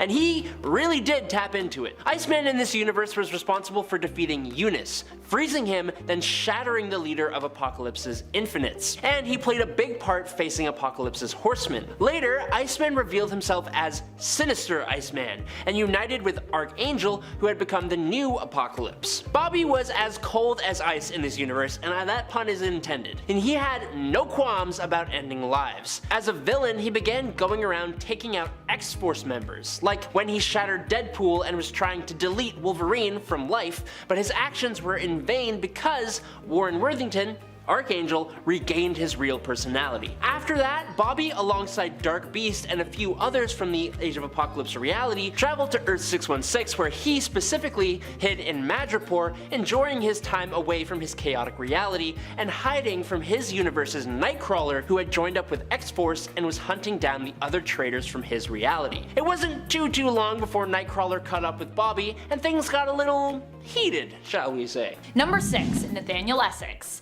While Mr. Sinister becomes Apocalypse in the Earth 1610 reality, this isn't the only version of Nathaniel Essex that exists in this continuity. In fact, there is another that appears 3 issues earlier in Ultimate X-Men issue number 46. Initially known as Nathaniel Essex, this version of the character originally worked for Norman Osborn and was working on creating a super soldier as a bioengineer. Not being allowed to run human trials during his time at Oscorp, he ended up using himself as a test subject. Now, he did succeed in acquiring superpowers, but seemingly at the cost of his sanity, believing that a being known as Lord Apocalypse was attempting to reach out and communicate with him, which, as I said before, a lot of people thought he was pretty crazy for that. He does, of course, also end up being reborn as Apocalypse eventually, which I already talked about in my previous point, but we already know about that version. After Apocalypse is defeated by Phoenix, Nathaniel Essex's human body is revealed to still be within Apocalypse's form, meaning that technically we kind of have like 2 versions of Nathaniel, the one that becomes Apocalypse and the one that still remains inside himself and just emerges after. Following the events of Ultimatum, he ends up as a somewhat reformed scientist working for Roxxon Corporation. Number 5, Orbis Stellaris. Orbis Stellaris is another of Mr. Sinister's clones. This clone actually has some reason to believe they are the original Sinister, considering they actually do look the most like the original Nathaniel Essex. However, even this clone is still not he. Orbis Stellaris is more obsessed with solving the evolutionary problem of AI and machines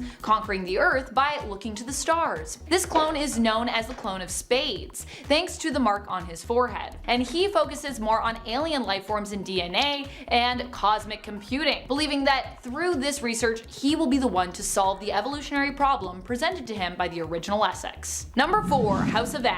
Mr. Sinister also had a role to play in the House of M reality and timeline. Here, he is still sporting a super amazing cape and possibly an even more insane pair of gauntlets and an even more wild and extreme collar than ever before. He is very much rocking the metallic look here. Sinister in this reality is focused on playing catch up as the mutant population has defied all of his estimates, growing even bigger than he imagined it would be at this current point in history. Probably because Scarlet Witch willed it to be so, as this was a reality that was created and manipulated by her. Hence why he would have never predicted this happening. In an attempt to catch up, Sinister creates a mutant child who he hopes will one day become the heart, soul, and savior of the entire planet. The child's name?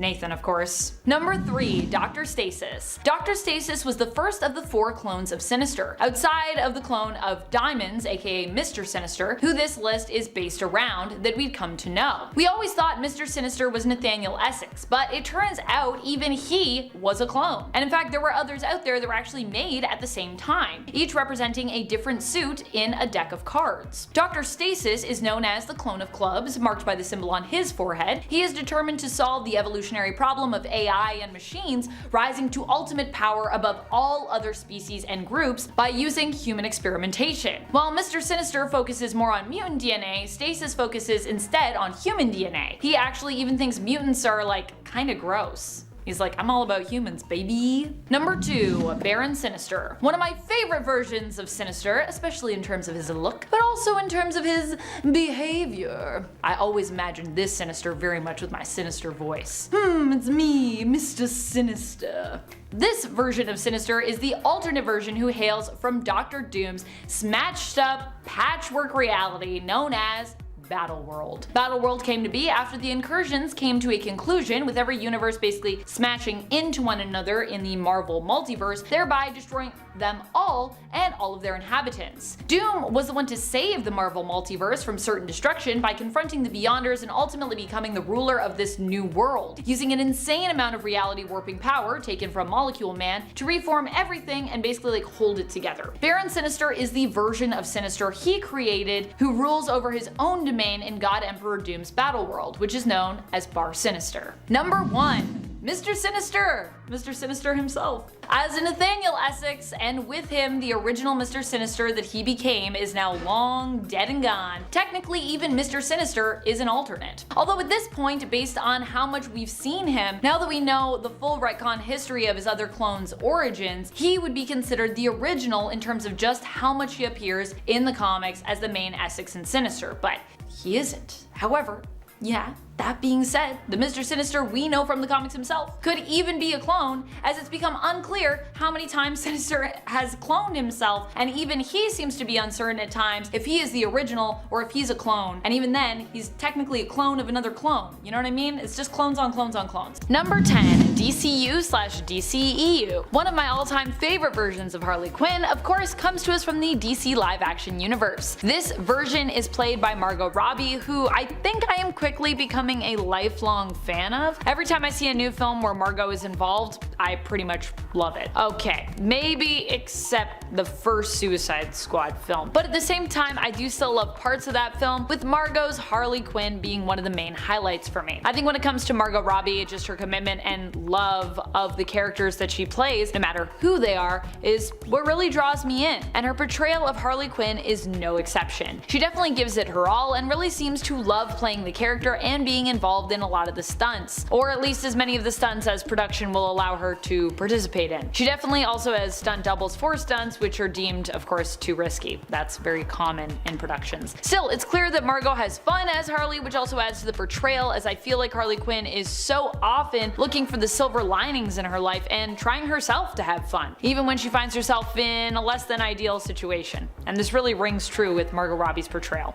And friends, before we move on to our next spot on this list, if you love what we do here at Top 10 Nerd, why not consider subscribing? Click that subscribe button, do it if you haven't already, because if you have, then you'll be unsubscribed, so then don't click it. But if you haven't, click it. Number 9, Bizarro Harley. Bizarro Harley didn't last too long, only a single issue. But she was memorable to me when I read her, which is why I'm including her here. I like how she basically tries to tell her off her original self here, which would be her main continuity version at the time, the version from New Earth, that version of Harley Quinn. Bizarro Harley says to her that she might actually be the Bizarro version, based on her messed up relationship with the Joker and their history and how crazy she herself is. In the end though, Harley Quinn defeats Bizarro Harley Quinn by making her contradict her own Bizarro programming, thereby causing her to self-destruct. Hence why she's only around for an issue. But still, I like the concept. Number 8, Harley Sin. Harley Sin does not get enough love in the comics. She acts as kind of a foil for Harley Quinn, or at least has in the past. In the main continuity, I believe, although with Harley Quinn comics it's always hard to tell if we're really in the main continuity or not, because things can get kinda weird and kinda meta. Sin made peace with Harley. However, she recently then reappeared in the Harley Quinn and the Birds of Prey comic, which I don't think is part of the main continuity because it's Black Label, but then again,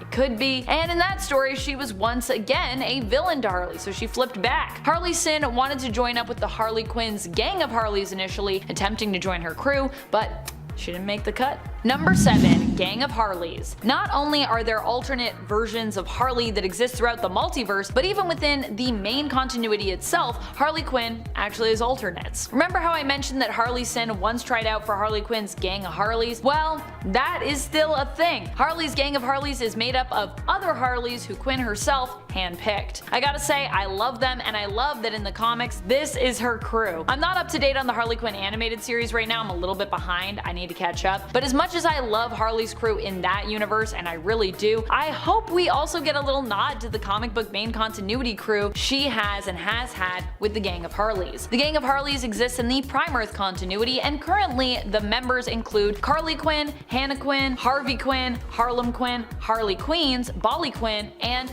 Coach. Number 6. Batman 66. Have you ever wondered what Harley Quinn would be like were she to have existed back in the 1966 Batman live action series with Adam West? Well, wonder no longer. We have the answer to that in the form of a comic, and if you were wondering, yes, Harley Quinn does fit pretty perfectly in this world. She herself can be pretty silly, and the Batman 66 universe itself is also prone to being kinda goofy and over the top in the best of ways. So despite being created in the 90s in the animated Batman series, she actually feels right at home, I would say, in the comic based off of the live action 60s series. Number 5. Old Man Hulk. Probably the most disturbing version of Hulk I've ever seen would have to be Pappy Banner in the Old Man Logan story by Mark Millar. After the villains took over the world, it is believed that Banner and the Hulk received extra doses of radiation from the atomic devices used in California, which caused Bruce to become just a little bit unhinged. Hulk procreated with Jennifer Walters, his first cousin, creating kids who also had children, and together they all formed the Hulk Gang that viciously rule over Hulkland, which is primarily the whole of the west coast of the USA. Running that kind of an operation takes some intelligence. Now, before you all tell me he didn't do this with Jennifer Walters like last time I said that, here is the comic panel of him saying that.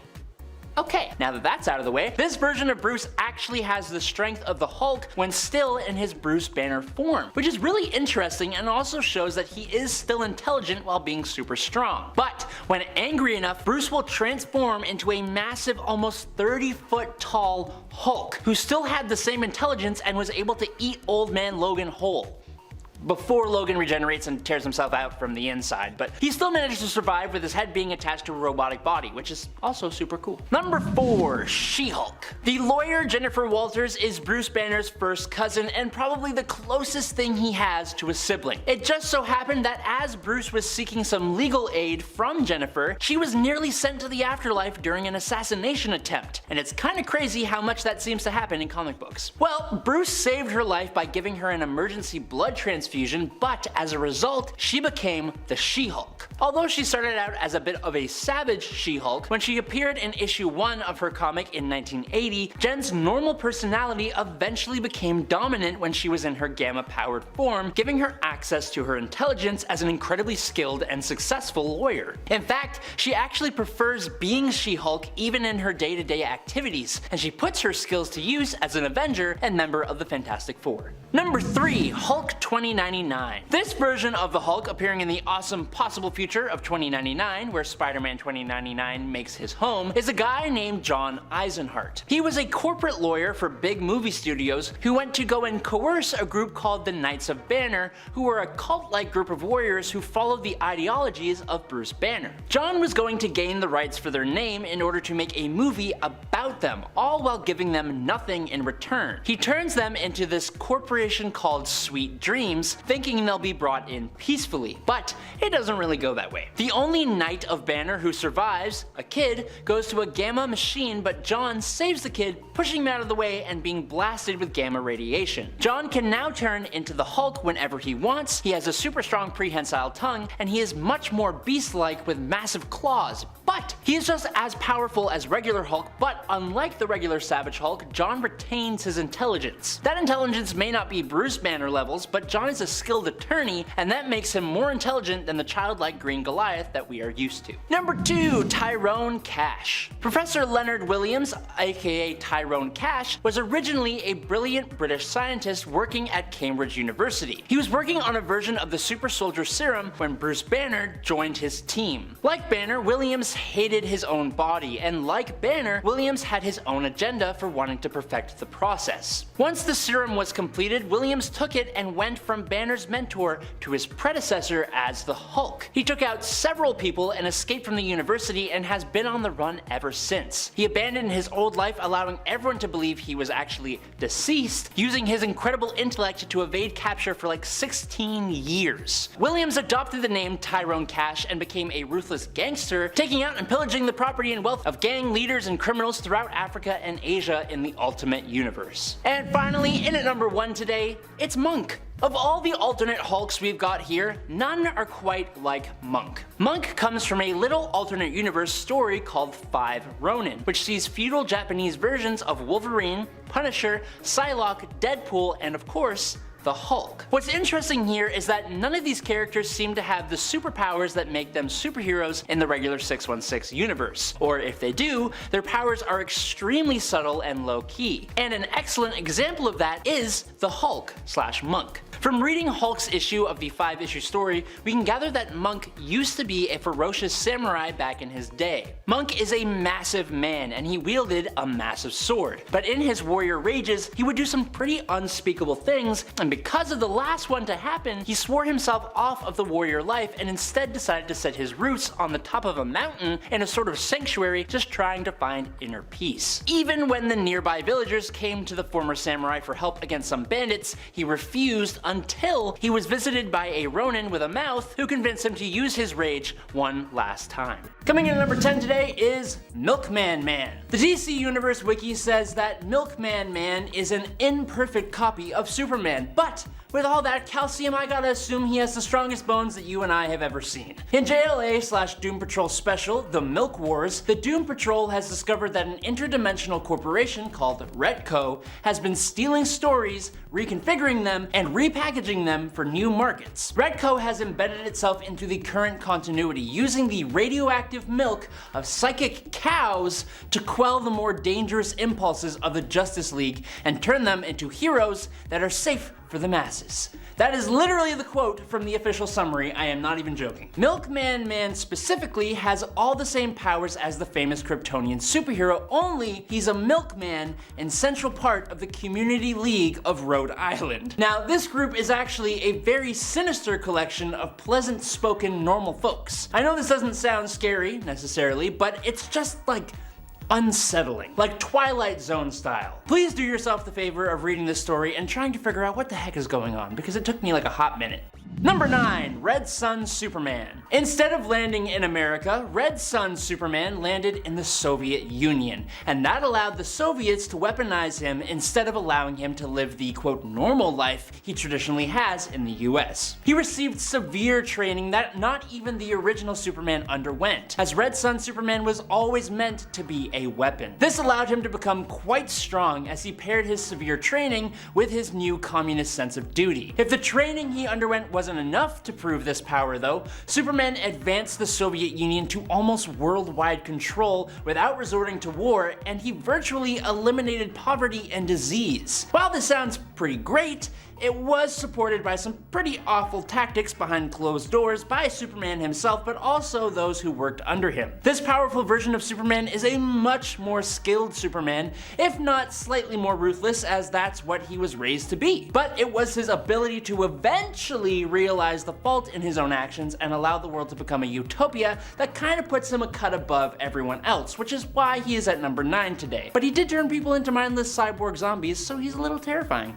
Number 8, Earth 17 Superman. On Earth 17, superheroes are a product of government experiments. The Superman of this universe, who was called Overman, was the first hero, with the other heroes being spawns of his DNA. Now this may be weird, but that ain't the weird part. He also doesn't seem horrifying at all yet, does he? Well, after contracting a certain kind of physically transmitted disease from another person, like that kind of disease, if you know what I'm saying, he ends up going insane and destroys the Justice League and reduces his entire world to rubble. He then gets his filthy paws on a doomsday device that he intends to use on Earth 17 to completely wipe it out. The Crisis on Infinite Earths destroyed this reality, just like DC tried to destroy such a naughty Superman story, even having different iterations of Overman, who we will be talking about in just a moment. But the internet never forgets DC Comics, and people people like me exist to remind everyone of the things you published into this world, like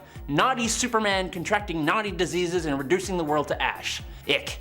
Number 7, Eradicator Lois. For this point, we are going back in time to the infamous death of Superman's story. When Superman fell in the fight between himself and Doomsday, it didn't hit anyone as hard as it hit Lois Lane. Well, in the dark multiverse, something curious happened. After some time passed and Lois saw the effects of a Superman-less world, she eventually traveled to the Fortress of Solitude to return Superman's cape. What she never expected was for the Kryptonian Eradicator to show up. This defender of Krypton is the reason that Superman does eventually come back to life in the real world, placing Clark in the Kryptonian life matrix that was supposed to revive Superman. In this story though, it takes longer than expected, and so, assuming that the revival was a failure, the Eradicator instead places the powers of Superman into the body of Lois Lane. Unfortunately, this is the dark multiverse though, and so this newly superpowered Lois Lane throws almost all caution to the wayside and uses her powers recklessly. Saving the day, sure, but with no regard for collateral damage or repercussions. She ends wars, feeds the hungry, destroys the military-industrial complex, all that good stuff,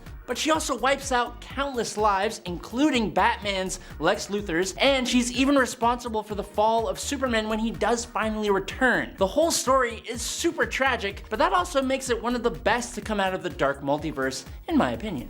Number 6, Overman. I told you we would talk about another Overman. This version of our favorite red and blue boy didn't end up in Kansas when he was ejected from Krypton. No, this Kal-El found himself in Sudetenland, Germany in 1938, and he was acquired by a certain mustached fascist. With Kal and Kryptonian tech, the Reich were obviously able to win World War II and rule over the entire planet. Later, Overman would become disgusted with the stashed man when his annihilation of those he deemed lesser had been finalized. Although Superman still served that man's political party, weird set of morals there, I don't know. Eventually though, he was cloned and received a romantic partner in the form of Overgirl. But after her passing, he was completely heartbroken and he supplied information to the freedom fighters who long opposed the fascists, which eventually led to the end of the new Reichman, this world's evil Justice League, and the city of Metropolis. With the grief of all those losses holding him down, he was overthrown by his own best friend. But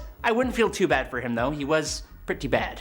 Number 5, Ultraman. Who would have thought that a Superman who is just a giant man baby would be one of the more powerful versions of the character? Ultraman is the Superman of Earth 3, where strength and power are held above everything else, even good and righteousness. Ultraman was born on the dying Krypton to Jor-Il, who was able to secure a life pod for his incredibly powerful son, who he saw as his best chance of revenge. While in his life pod, Kal-El was given the ideology of becoming the strongest possible being, eschewing all weakness in himself and in others. His rocket crash landed in Smallville, right through the home of the dysfunctional couple, Johnny and Martha Kent, who he forced to be his parents until he was 7 years old, when he then took their lives and burned their home to the ground. He took the name Ultraman, took over the Earth, and created the crime syndicate of America. Unlike Superman, Ultraman actually gets more powerful from kryptonite, and the sun is what makes him weaker, which is fine because he will literally just move the moon to block out the sun.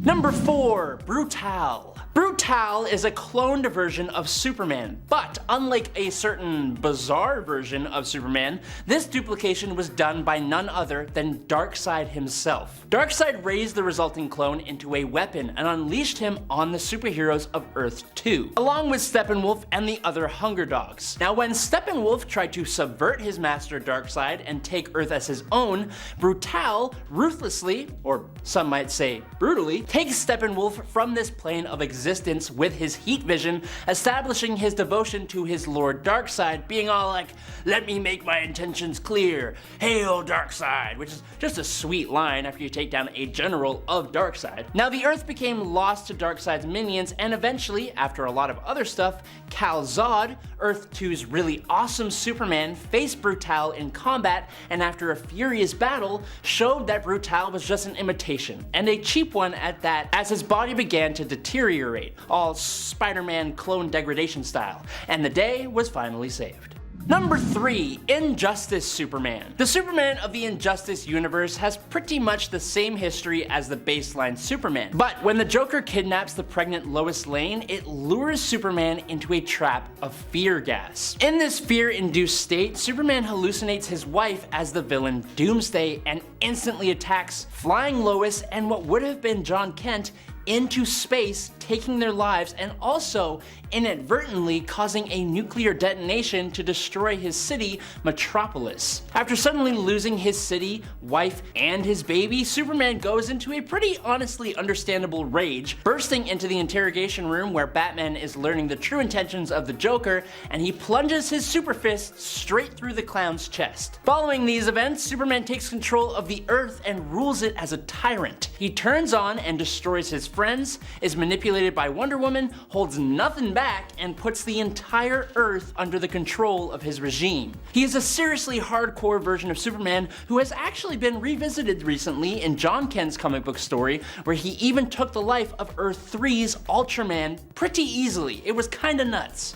Number 2, Super Doom. On Earth 45, Lois Lane, Jimmy Olsen, and Clark Kent are scientists instead of reporters, and they use their smarts to build a machine that can turn thoughts into reality, which, I gotta be honest, how the heck did they think that was a good idea? I can think of 10 things right now off the top of my head that should never become reality. Anyways, using the aforementioned thought to form machine, they tried to create a being called Superman, who would be capable of doing amazing things and who could save worlds. But when they are forced to give their idea over to Overcorp, these guys decide to rebrand and end up creating a monstrosity. Superman, the Last Knight of Tomorrow, or as he's better known to everyone else, Super Doom. With a corporate-fueled agenda of destroying all competition, Super Doom quickly becomes the strongest super being on its own planet, and then entered into the bleed space to take out all the other versions of Superman across the multiverse. Of course, bad guys never win forever, so after defeating and devouring multiple different Supermen of multiple different Earths, he was stopped by the Superman and Lex Luthor of Earth 22, who stranded him between universes. He's since been used in a few other storylines and remains one of the most formidable evil versions of Superman to this day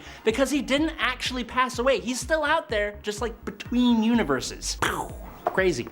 And finally, in at number 1 today, it's Bump in the Night. For starters, DC's House of Horror is basically a collection of short stories featuring different characters. They are all equally interesting and horror themed. The Possession of Billy Batson and the Last Laugh stories are particularly interesting, but for today's video, I think we want to talk about the very first one, Bump in the Night. This short story follows Martha Kent on the night Kal-El arrives on Earth. Jonathan Kent has gone out to explore what exactly caused a big bang and trail of smoke on the Kent's farm, but he doesn't come back. As Martha worries about where her husband has gone to, she goes back inside, but Martha starts hearing bumping and thumping coming from upstairs in the house. All of a sudden, a demonic humanoid child crashes through the ceiling and begins attacking her. She tries to run to the barn, but fiery beams of energy fire from the creature, blowing up the barn. She takes refuge in her truck only for the creature to land on the hood, shrieking. It throws the truck across the yard and Martha gets out wounded only for the truck to explode. The tiny little creature then flies away with the symbol of an S emblazoned on its own chest. Coming in at number 10 is The Amazing Spider. On Earth 11638, Uncle Ben never loses his life, and instead he helps train Peter Parker with his new spider powers and eventually even helps him to form Parker Industries. Now, given the title of this list, you should know that things aren't all hunky-dory. Peter and Uncle Ben end up building a machine that allows Peter to lure alternate versions of Spider-Man to his reality, where he then absorbs their powers to increase his own,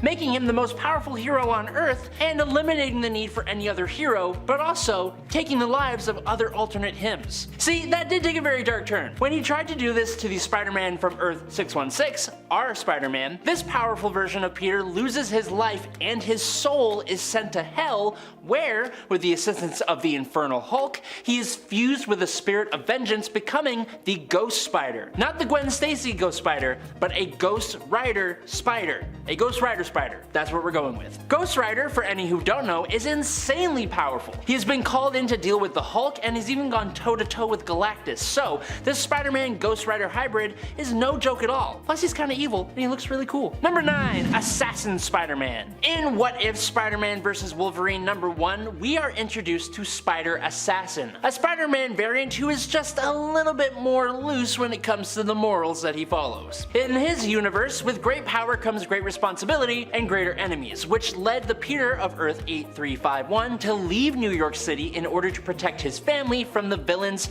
who would make personal strikes against him. Instead, Peter joined up with Wolverine, and because of their time traveling and working together, he is much less opposed to sending criminals to the afterlife, meaning he does it on the regulars. He is also almost always serious, not doing his normal quips and jokes that we are really used to from Peter, who usually uses it to cope with difficult or precarious situations. His serious nature is also reflected in his costume with a much darker look, especially those black eyes, which are really cool. His web shooters have also been shown to shoot black webs in some panels, and they also include some more lethal means of dealing with his foes. He is an effective addition to the Spider-Man army though when it was formed, and an extremely effective Spider-Man just in general. Number 8. Marvel Universe vs. the Punisher. In this universe, the Punisher interrupts an arms deal involving what he thinks is a briefcase nuke, only to discover that it is in fact a man-made virus that, for Frank Castle, makes him immune to infection, illness, and disease. That's really good, but it didn't quite do this for everyone else. The problem here is that the chemical weapon found its way into the water supply and then into the food,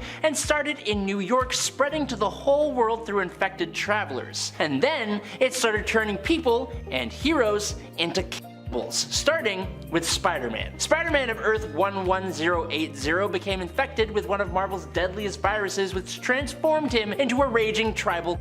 He viciously ate the Rhino on live TV and started an infection that eventually took over the entire world. In this new post-apocalypse, this terrifyingly evil Spider-Man became Patient Zero and took control of a portion of the former New York City, facing a rival tribe of other man-eaters led by the Kingpin, who took Spider-Man's mate, Mary Jane, prompting Patient Zero Spider-Man to hire the immune Frank Castle to rescue her. But then he met his sticky end, so Number 7. Spider from Earth 15. There are a lot of characters who go by the name of the Spider, including a pulp hero from way back in the day, but specifically today we are talking about a Peter Parker variant that's bonded with the Carnage symbiote coming from Earth 15. The Spider of Earth 15 is a much more sadistic, sociopathic, red-headed version of Peter Parker, and that's the scary part. He's a ginger. He even claims that he has been sentenced to a total of 67 life sentences in prison for the crimes that he has committed, but of course, to make him just a bit more lovable, he has a sense of humor very much like that of Deadpool. It's great, if not a little unnerving. The Spider was introduced in Exiles #12 and was a big part of the reality-saving Weapon X team featured in that story, being a sometimes leader of the team. As a Carnage-bonded sociopath, he was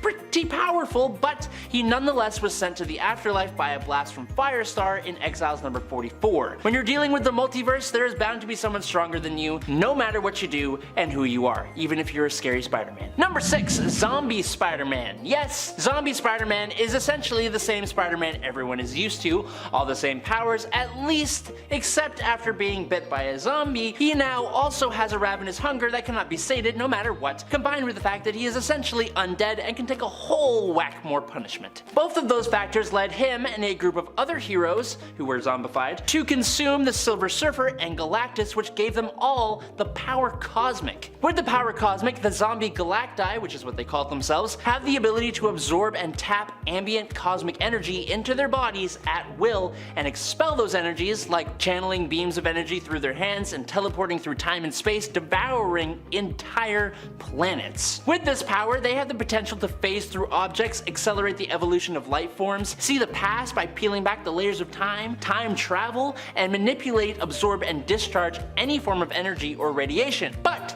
they mainly use it to get to the next snack. Though Spider-Zombie loses all this power eventually, he still had it and was an incredibly powerful version of Spider-Man, and also a really scary one because he would eat your face. Number 5. Dark Ages. Dark Ages is, in my opinion, a pretty underrated story. Essentially, a superpowered machine known as the Unmaker was causing massive devastation in the core of the planet, and in an attempt to stop the threat, a portal created by Doctor Strange released an EMP that completely crippled the world's technology. The story essentially sees the world rebuilding itself without the use of any advanced technology, while also dealing with the many threats of the world, including werewolves, vampires, and supervillains, specifically the mutant apocalypse. Now, Miles Morales was one of the survivors of this new society, although here, Miles became bonded to the Venom symbiote, which he used to try and help people during the first early years. They worked really well together until the Carnage symbiote also forcibly bonded itself to Miles as well. Now, this isn't like Carnage kicked out Venom or anything like that. It's Carnage corrupting Venom, and the two symbiotes together both agreed to take over Miles' body. And they even went to work for Apocalypse in exchange for a ship to escape the Earth. All the while, Miles remained unconscious, being used as an unwilling host. It sounds horrifying because it is. That's scary. Number 4, Poison. Ever since the first time Venom and Spider-Man bonded together, that pesky little symbiote would continuously try to merge with Peter Parker, but he would only get about halfway before Peter could repel him. Now, what happens if Venom finally gets what he wants? Well, in the What If Spider-Man The Other story, we get to find out. After Peter is semi-defeated by Morlun and cocoons himself under Brooklyn Bridge, he is offered the chance to be resurrected by the spider god called The Other. But instead of allowing this like he does in the normal continuity, Peter refuses and is instead stuck in his cocoon,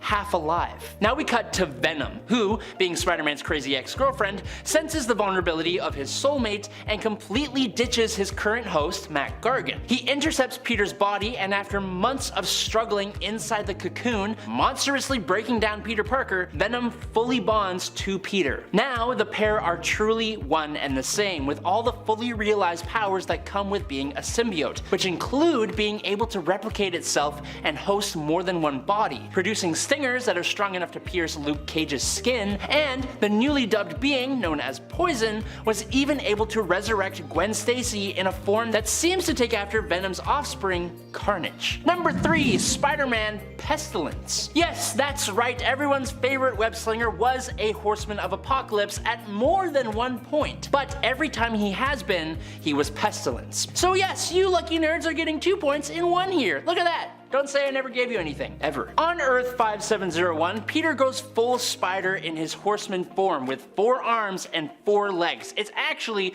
super freaky and I do not like it. He, Archangel, and Famine are tasked with going on a merry reality-hopping hunt of Cable, which they ultimately fail at. Now in the Earth 10082 reality, Peter is Pestilence again, but a different kind of terrifying as he is fused with his Pestilence steed because of the techno-organic virus, becoming all white and hairy and pure nightmare fuel. He's like a person with a horse on him. It's scary. He and the other horsemen of this reality go to the mainline Earth to fight the Avengers with Apocalypse, and they kind of lose, but whatever. Number 2, Spiders-Man. In Spider-Geddon number 3 of 2018, we are introduced to Spiders-Man, a colony of thousands of radioactively powered spiders who, in a moment of absolute horror, consumed a high school kid by the name of Peter Parker when he fell into their enclosure at Horizon Labs. After consuming Peter Parker, something strange happened. Instead of the spiders just going about their lives, the whole gaggle of spiders gained a sort of hive mind, and they took on the form of Peter himself and began fighting crime in the aptly named Cruel York of Earth 11580. Other than his usual Spider-Man powers and the benefits of being a swarm of spiders, the colony is also able to poison its victims with a bite, or if they're hungry for power, they can devour them whole, and it's incredibly hard to actually take out this version of Spider-Man, as even a single spider of the thousands who make up this being survives. It means technically, Spiders-Man is also still alive, and it can and will eventually multiply to rebuild itself, or himself, or their self, whatever you want to call him. I don't know. And finally, in number 1 today, it's Patton Parnell. I think this is the most terrifying version of Spider-Man I've ever seen. Maybe even more so than Spiders-Man, and he's a colony of spiders. Patton Parnell is nothing like Peter Parker. He's a sociopath, a maniac, and he has the ability to transform into a monster Spider-Man hybrid with 8 eyes, 8 limbs, and massive spider-like fangs. buildings. Seeing this bald monster thing crawl around your walls and ceiling, that's scary enough, but knowing that he ate at least 3 people, including his uncle, and can implant hundreds of baby spiders into you just by biting you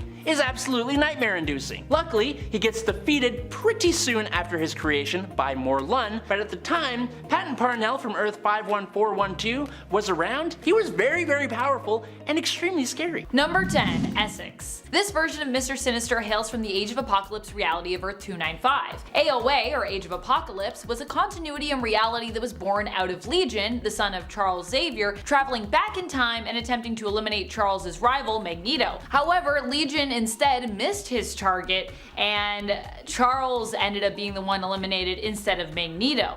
As a result, Legion eliminated his father and ended up accidentally erasing himself. Here, Essex is an ally to Apocalypse, a somewhat reluctant one though, as he also attempted to take power for himself when he merged together the genes of Jean Grey and Scott Summers in an attempt to create a supremely powerful mutant being, which he hoped to have under his control. Unfortunately for Essex, in attempting to hide this young mutant named Nathaniel Grey from Apocalypse, he lost track of him, and instead, Nate escaped and was found and raised by the Mutant Forge. And friends, before we move on to our next spot on this list, if you love what we do here at Top 10 Nerd, be sure to let us know you love us by clicking that like button. Seriously, it's good for you, it's good for me. Number 9. Nathaniel Essex. Technically the original Mr. Sinister. This version of Sinister is the OG. Nathaniel Essex is the man Mr. Sinister was before he became the cape-loving, mutant gene-obsessed man, mad science geneticist that we have today. How did he get there? Well, initially Nathaniel Essex was just a scientist obsessed with Darwin's theory of evolution. He believed that it was possible for people to dramatically evolve based on certain factors, which he found and, of course, named after himself. The loss of his young son only made him throw himself more into his work, but the academic community did not see or appreciate the value of Essex's findings, believing him to be mad and also quite immoral. And honestly, I can see why they felt that way based on his research. They kicked him out of academia as a result of him not letting up on his beliefs surrounding evolution. He would later run into Apocalypse and decide to become a reluctant ally to the mutant, whose very existence proved his theories were true. Number 8. Apocalypse. One of the weirdest but still super brutal versions of Mr. Sinister comes to us from the ultimate continuity and reality of Earth 1610. Sinister has always had his story closely entwined with that of Apocalypse. However, in this comic, he isn't just connected to Apocalypse, he actually becomes Apocalypse. This happens over the course of a few issues after Sinister becomes an enemy to the X-Men, seemingly claiming to be working for Apocalypse, who of course hasn't been seen for years. While some think Sinister is delusional, it's later revealed that he was actually telling the truth, and he eventually transforms straight up into Apocalypse at one point. Number 7. Mother Righteous. Mother Righteous is one of the 4 Sinister clones that replaced Essex after his death. She is known as the clone of Hearts, thanks to the heart-shaped symbol on her forehead. Unlike the other Sinister clones, Mother Righteous is under no illusion that she happens to be the original Mr. Sinister. Instead, she rightfully believes and acknowledges that she is one of 4 clones that he created before he died. She is the only one of these clones who is a female, and she happens to have a very thick accent that is akin but not exactly belonging to East London, but sounds similar to that. Rather than stay based in the realm of science in terms of her purpose to figure out how to solve the evolutionary problem of AI and machines becoming the dominant ruling group in the cosmos, she decided to look into other more mystical means of knowledge, which I think of as another layer to her character that makes her even more unique among all the alternate Sinisters that we've had. Normally you'd never expect a Sinister to be a magic user, and she messes with those expectations that we have for Sinister alternates really beautifully. Number 5. Carnage 1602. This version of Carnage hails from the reality of Earth 311. What is Earth 311? Well, it is considered to be the comic book home of the 1602 reality. If you aren't familiar with 1602, let me get you up to speed. In this reality, many of the classic heroes and villains we know and love from the present day in the Marvel comic book continuity were sent back in time to come to prominence in instead during the year 1602. This was done as part of Kilgrave, the Purple Man's plot to remove Captain America in another timeline where Kilgrave basically became president of the United States. He was like, look, I don't want to deal with Captain America, so rather than killing him and making him a martyr, Kilgrave decided to displace him in time. So instead, heroes like Captain America, Doctor Strange, Nick Fury, Spider-Man, and Black Widow existed way before they would normally back in the past. The version of Carnage that exists there was Canis Cassidy, who claimed to be possessed by a demon. He wouldn't appear in the standard 1602 series, but instead was introduced in an alternate reality story featured in Amazing Spider-Man issue number 1 from 2015. Number 4, Aunt May. Yep, there is an alternate version of both Aunt May and Carnage combined together out there. This version of Aunt May is sadly a lot more evil than her usual self. Or maybe not so sadly if you are into an idea of an evil Aunt May. She appears in the 2019 Spider-Verse comic where she faces off against Spider-Man and Miles Morales. Spider-Man, who is the spider-themed hero of Reality 3123, is forced to channel the power of all her heroic alternates across the multiverse in order to defeat this version of Carnage. So while she might be Aunt May, that doesn't mean she is any less ruthless or horrifying than, say, the Cletus Cassidy of Earth 616.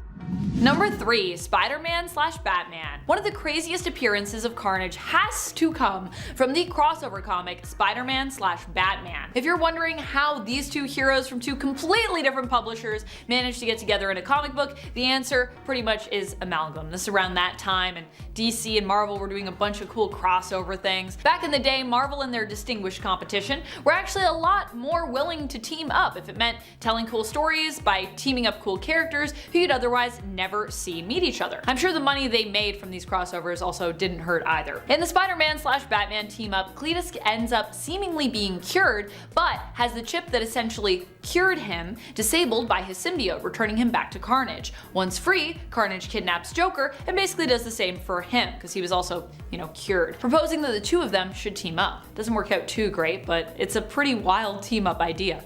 Number 2, Carnage Cosmic. There was a time when Carnage actually ended up going cosmic in terms of his power source and level. The Carnage symbiote at one point jumped ship to Norrin Radd, one of the heralds of Galactus. While in the main continuity the bond between them did not last, there is a what-if comic that imagines what could have happened had the bond between them remained. In the end, in this alternate reality, in order to prevent Carnage from having too much power and control over him, because Silver Surfer was struggling, he ended up regaining control temporarily and used that time to hurl himself along with Carnage into the sun, sacrificing himself. However, apparently that wasn't actually the end, as somehow the two of them survived, reappearing again in the 2013 comic Longshot Saves the Marvel Universe issue number 3, which I didn't even know was a thing, but apparently it is, and now I'm curious and I kind of want to read it. This happened probably thanks to Silver Surfer's powers and not Carnage, who, is pretty susceptible to fire damage. But maybe the power cosmic somehow saved them.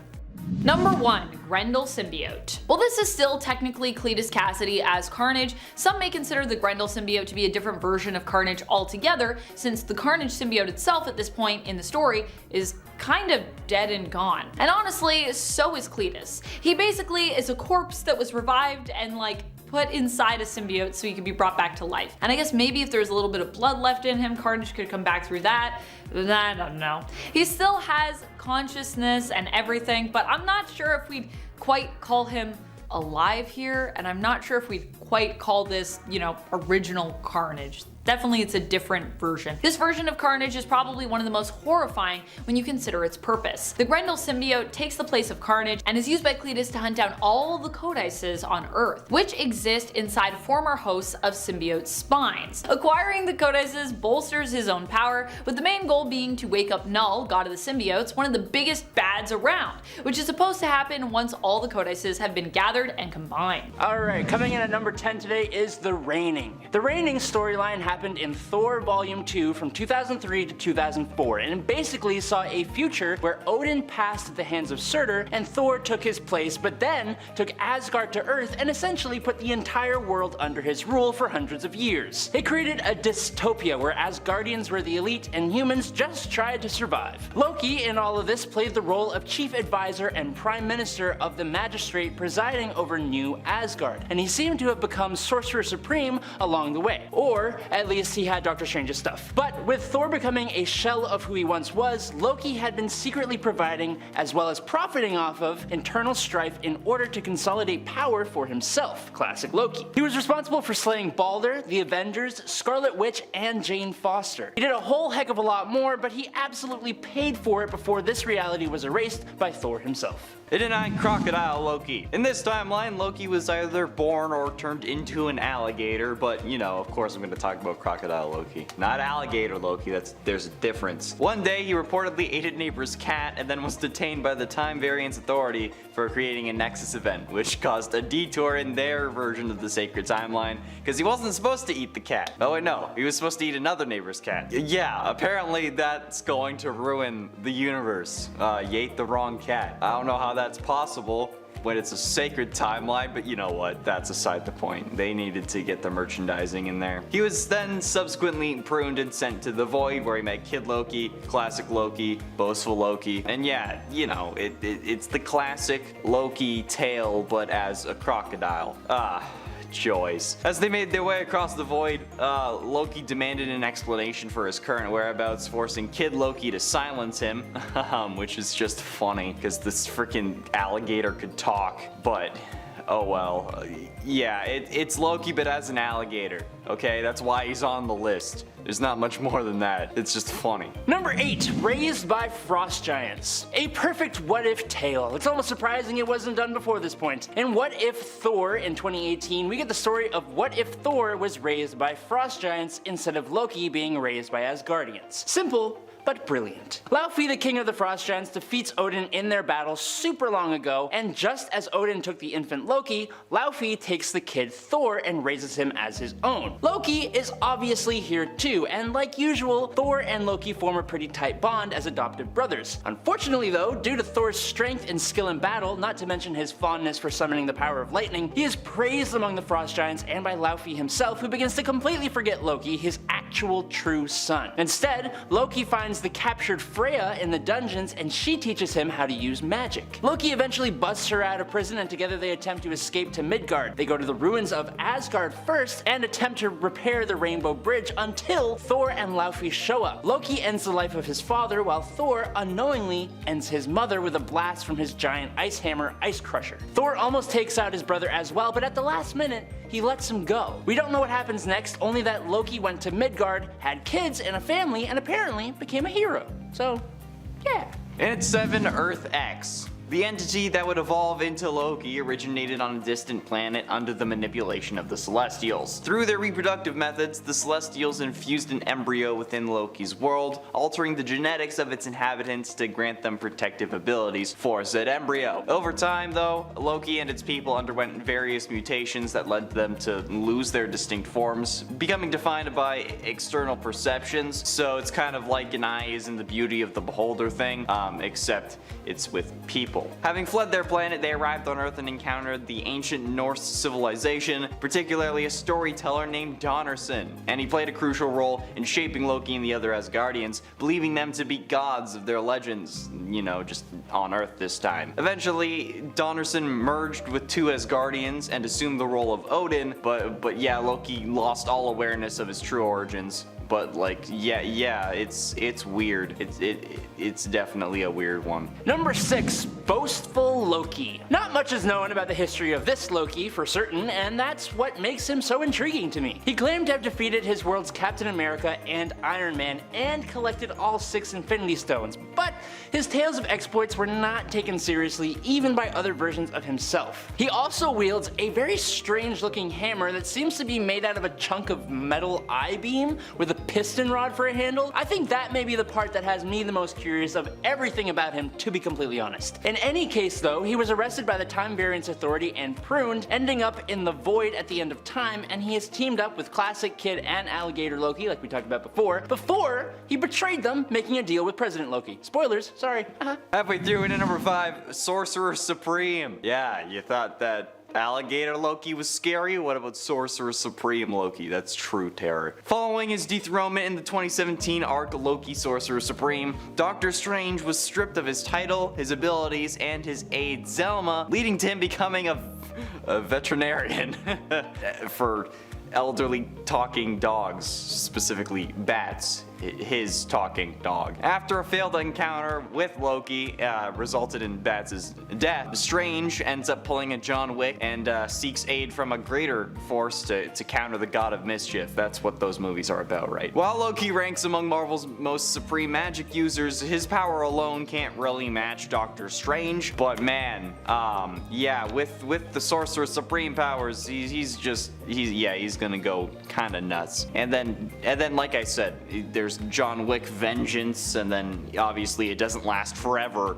But like, yeah, Loki with Doctor Strange powers, that's going on the list. No way that's not going on the list. Number 4, Avenger Prime. Avengers Forever is a true treat for anyone who loves the multiverse and seeing alternate versions of different Avengers. It's truly a lot of fun. Robbie Reyes, the All-Rider, or he was a Ghost Rider, but he became All-Rider, is pulling together this awesome Avengers team that faces up against the Doom Above All, an army of Mephistos and Doom's Masters of Evil. The team is super cool, but during a critical battle against multiple versions of Doctor Doom and Mephisto, the multiversal Avengers seem to have no magic users, which is super weird, but then the Avenger Prime comes waltzing out of a portal stating that he is the Prime Avenger because you can't have the Avengers without a Loki to bring them together. And it's Loki as Avenger Prime, and it's super cool. This Loki became King of Asgard and a hero, and then he discovered the other Lokis in the universe were bad guys who always fought the Avengers. So he made sure his Avengers never existed and fought all of Earth's threats himself, which led to the end of life in his universe, including his own. But then he woke up in the God Quarry, where he came into contact with alternate versions of Avengers, creating the multiversal Avengers and an Avengers Tower inside the God Quarry to run the whole thing. That's all I have to say about that. In at 3, DB Cooper. DB Cooper is an alias associated with an unidentified man who commandeered Northwest Orient Airlines Flight 305, a Boeing 727 airplane. In November of 1971, Loki lost a bet to Thor, and as a result, he had to visit Earth in order to pull off a heist. He hijacked the Northwest Orient Airlines Flight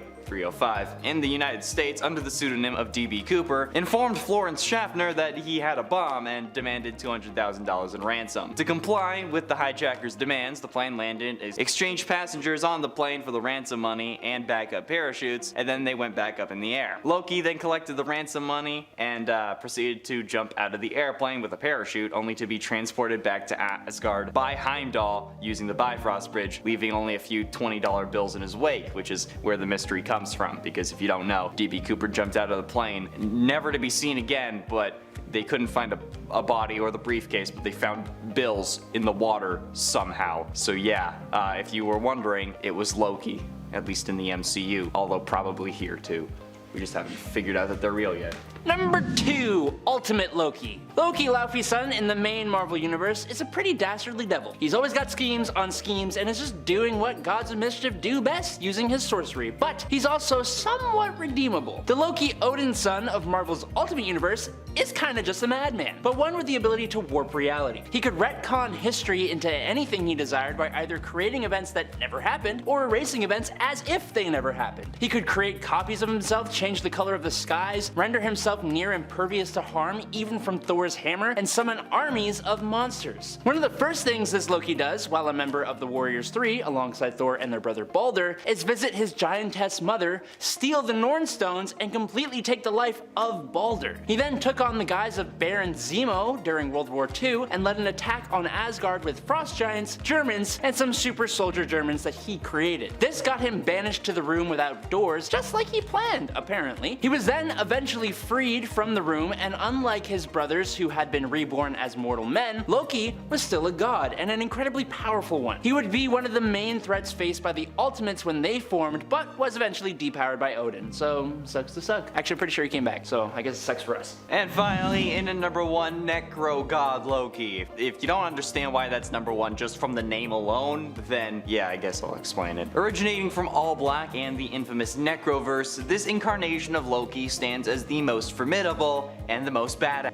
Following the closure of Agent of Asgard, Kid Loki, and King Loki's narratives, Loki becomes consumed by vengeance against all of life. Yeah, when you're tired of Fighting against your brother, why not fight life? In a catastrophic turn though, he orchestrates a cosmic scale level devastation of just everything, binding with all black the Necro Sword by deceiving Ego, the Necro World. He turns Ego into the sword's other end, acquiring immense power, and yeah, notably Necro God Loki clashes with old King Thor, resulting in the extinguishing of the sun, and he ruthlessly wipes out Earth's entire population. Yeah. What the hell? He can also time travel, because why not throw that in there? They're already gonna wipe out Earth. There's no stakes anymore. But yeah, just yeah. Coming in at number 10 today, it's Hulk Hogan.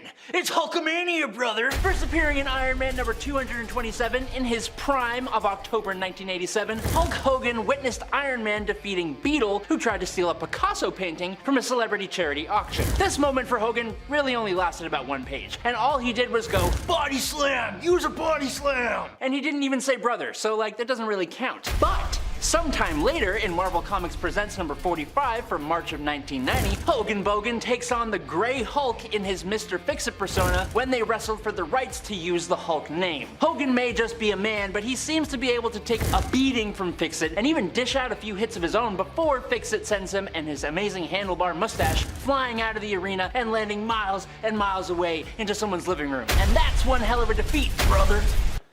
Man, there was too much energy for that. I gotta slow down. Okay. And we're gonna become calm now. Here we go. Coming in at number 9 today is Maestro. The Incredible Hulk has certainly been through the ringer in his decorated career, but few versions of the character are the living embodiment of that fact like the Maestro is. An alternative version of Bruce Banner from an apocalyptic future, this version of the character is far more intense and complex than his Earth 616 counterpart. The best way to describe Maestro is to say that he is basically a smarter, older, villainous version of Dr. Bruce Banner, with all the powers and abilities of the original, but with a touch more nuclear radiation due to the conflict that created the dystopian wasteland he comes from. He has much more of a cosmic and spiritual side than the normal Hulk does, but he is also twice as strong as Hulk is, and he retains all the intelligence of Bruce Banner, but with years and years more experience and basically no morals. Despite all that extra strength, brain power, and experience though, he still gets outmaneuvered by the Hulk, who sends Maestro back in time to the site of the gamma bomb that created him. But even then, the Maestro's spirit remained on the bones left behind after the gamma explosion went off and he returned. This bearded green behemoth has been a fan favorite character since his introduction in the Future Imperfect storyline, and his backstory, fighting the Human Torch, Dr. Doom, Namor the Submariner, and Abomination, among others, is pretty intense and a really fun read. Number 8, Aborigine Hulk. Have you ever heard of the House of M? I would assume that you have. It's when Wanda Maximoff changed reality to make the mutant Magneto the ruler of the world with his family. Well, in this world, when Bruce Banner transformed into the Hulk after the Gamma explosion, it is believed by Mr. Ross that he is a spy of Magneto and he is hunted down like normal. But not like normal, he travels all the way to Australia and he settles in with a group of Aborigine where he becomes a part of their tribe and finds an inner peace with Banner and the other guy. But of course, the conflict between the mutants and the last remaining resisting humans finds its way to the outback and onto the territory of this Aborigine tribe. With a kind of control over the Hulk persona, Hulk and Banner help the humans halt their persecution by their mutant overlords, eventually helping AIM to rule Australia. There's this really cool moment where the Hulk is using a whale to cover a submarine, and it looks super amazing, and it's actually kinda smart. Number 7, the MCU Hulk. While the Hulk in the MCU, played wonderfully by Mark Ruffalo, is initially depicted as more impulsive and primal, as the MCU progresses, a more intelligent side of the Hulk emerges. The Hulk's intelligence evolves over time, ranging from childlike simplicity to a level of reasoning that eventually equals Banner's genius. In Avengers Age of Ultron, the Hulk displays a connection with Natasha Romanoff that showcases a depth of emotion and complexity, but he still retains his childlike intelligence. By Avengers Endgame, however, his intelligence is far more evident as the Hulk merges his bronze with Banner's brains, becoming a merged entity known as Smart Hulk. This version has Banner's intellect, the Hulk's physical might, and a more balanced emotional state, and it is essentially a version of the Hulk that is copied straight from Earth 616's own Incredible Hulk. This portrayal adds layers to the Hulk's character, demonstrating that his intelligence isn't just a result of Banner's consciousness, but an amalgamation of both personas. And it also allows Mark Ruffalo to be his awkward, normal self, but green and big, which is always fun. Number 6. Amadeus Cho. Now, unlike almost every other Hulk here, Amadeus Cho is not from an alternate universe to the main 616 Incredible Bruce Banner Hulk. By 15, Amadeus Cho was the 7th smartest person on the planet, with a mind that functioned like a hypercomputer, but that also put a target on his back and led him to become friends with another genius, a guy you may know called Bruce Banner. Cho first popped up on the scene back in 2005, but it wasn't until 10 years later in 2015 when the Hulk got stuck with a dangerous amount of a new type of radiation that Amadeus took on a different form. Using special nanites, Amadeus absorbed the Hulk's powers, becoming a gamma-powered monster and the totally awesome Hulk. But unlike Bruce, Amadeus found himself having much more control over his Hulk persona, and prided himself on being a better and smarter Hulk. Unfortunately, over time that wouldn't completely last, especially when he exiled himself to find control and ended up on Sakaar. When he finally came back to Earth and declared war on his enemies, he had to be stopped by his allies, and in doing so, they injected him with nanites that countered the ones he himself had placed inside of himself. Amadeus didn't lose his Hulk powers, instead he retained just a portion of the power and his darker side, and now goes by the superhero name Brawn. Number 5. White Knight. White Knight Harley Quinn is another beast altogether. This version of the character actually has a pretty tragic backstory when it comes to a relationship with the Joker. Instead of him being a deranged criminal from the start, he actually is shown in a more sympathetic light, with it quickly becoming evident based on his and Harley's story that he was mentally unwell and simply just needed some help. After Jack, which is Joker's name here, returns to Harley, seemingly cured, Batman is the one who is more painted as the villain of the story in this reality. In the end though, Jack does give into the darkness and he ends up kinda being swallowed up by it, leaving Harley alone with 2 babies on the way. What does she do after this loss? Well, she keeps fighting. In her most recent series, White Knight Presents Harley Quinn, she becomes a psychological consultant for the GCPD, helping them to investigate a string of murders as they attempt to catch the killer, with her doing profile work for them, and also kinda like, you know, just being a vigilante. Batman even makes her a suit.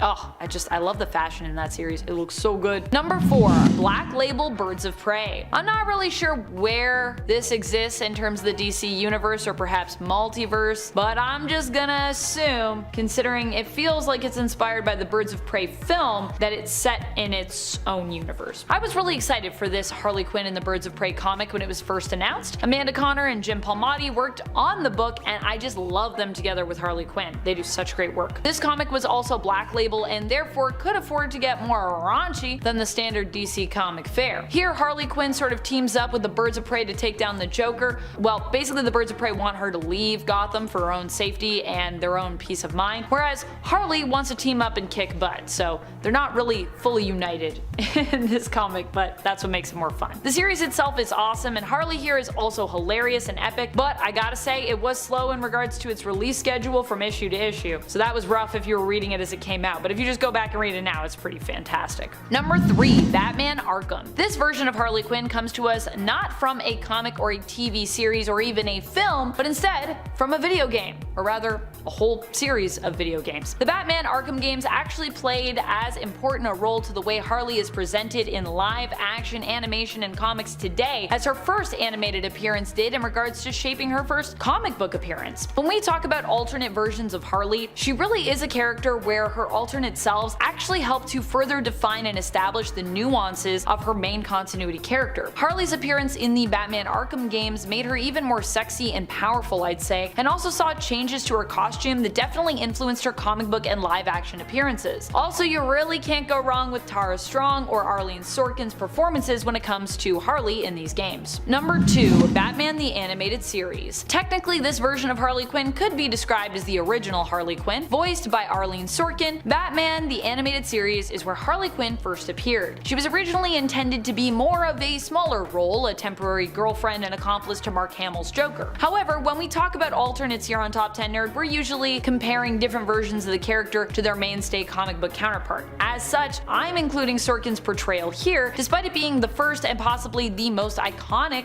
appearance of this character. This is always the version folks most want to see me cosplay as, to be honest. I don't have that one yet though. I should do an animated series Harley though. I love Harley. You can never have too many Harley cosplays in my... I don't have that one yet though. I should do an animated series Harley though. I love Harley. You can never have too many Harley cosplays in my mind. Number 1. Harley Quinn the Animated Series. Harley Quinn the Animated Series is probably one of the coolest versions of Harley we have thus far. Also, her series just slays me. It is so much fun, which is also probably why I love this version of Harley Quinn so much and had to give her my top spot. Harley Quinn in the animated series is voiced by Kaley Cuoco. For a while, some believe there was actually beef between Cuoco and Margot Robbie, who plays the live action version of Harley on the big screen, but it turned out this was all fabricated and hearsay.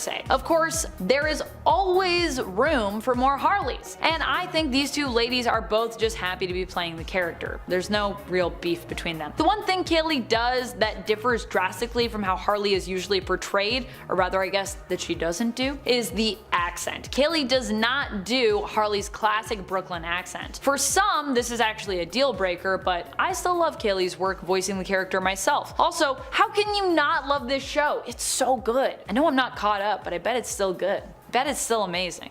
Let me know in the comments. No spoilers, but if you're caught up, still loving it, bet you are. Coming in at number 10 is Omega Spawn. The Omega Spawn is what would have happened if Malebolgia and Satan had their way with Al Simmons. In the Omega Spawn storyline, Satan gave a Hell Spawn complete control of Hell and unlimited necro power to combine the forces of Earth and Hell in order to defeat Heaven. For this to happen though, Hell had to conquer Earth first, and that's what the Omega Spawn set out to do. He unleashed all the villains imprisoned in Hell and sicked them all on the hapless mortals of Earth. That's us. But he decided it wasn't worth his time when there is a whole universe of planets that he can conquer instead, and that's what he did. But while he was out doing that, he ended up being teleported back to Earth and trapped there, and that made him not too happy. So he comes back to try and conquer Earth, and that brings him into direct conflict with the other Hellspawn, including the main universe Al Simmons, and he needs as much help as he can get with this guy. Number 9. Medieval Spawn. Naturally, Medieval Spawn was not only a Hellspawn, but also a knight living in 16th century England.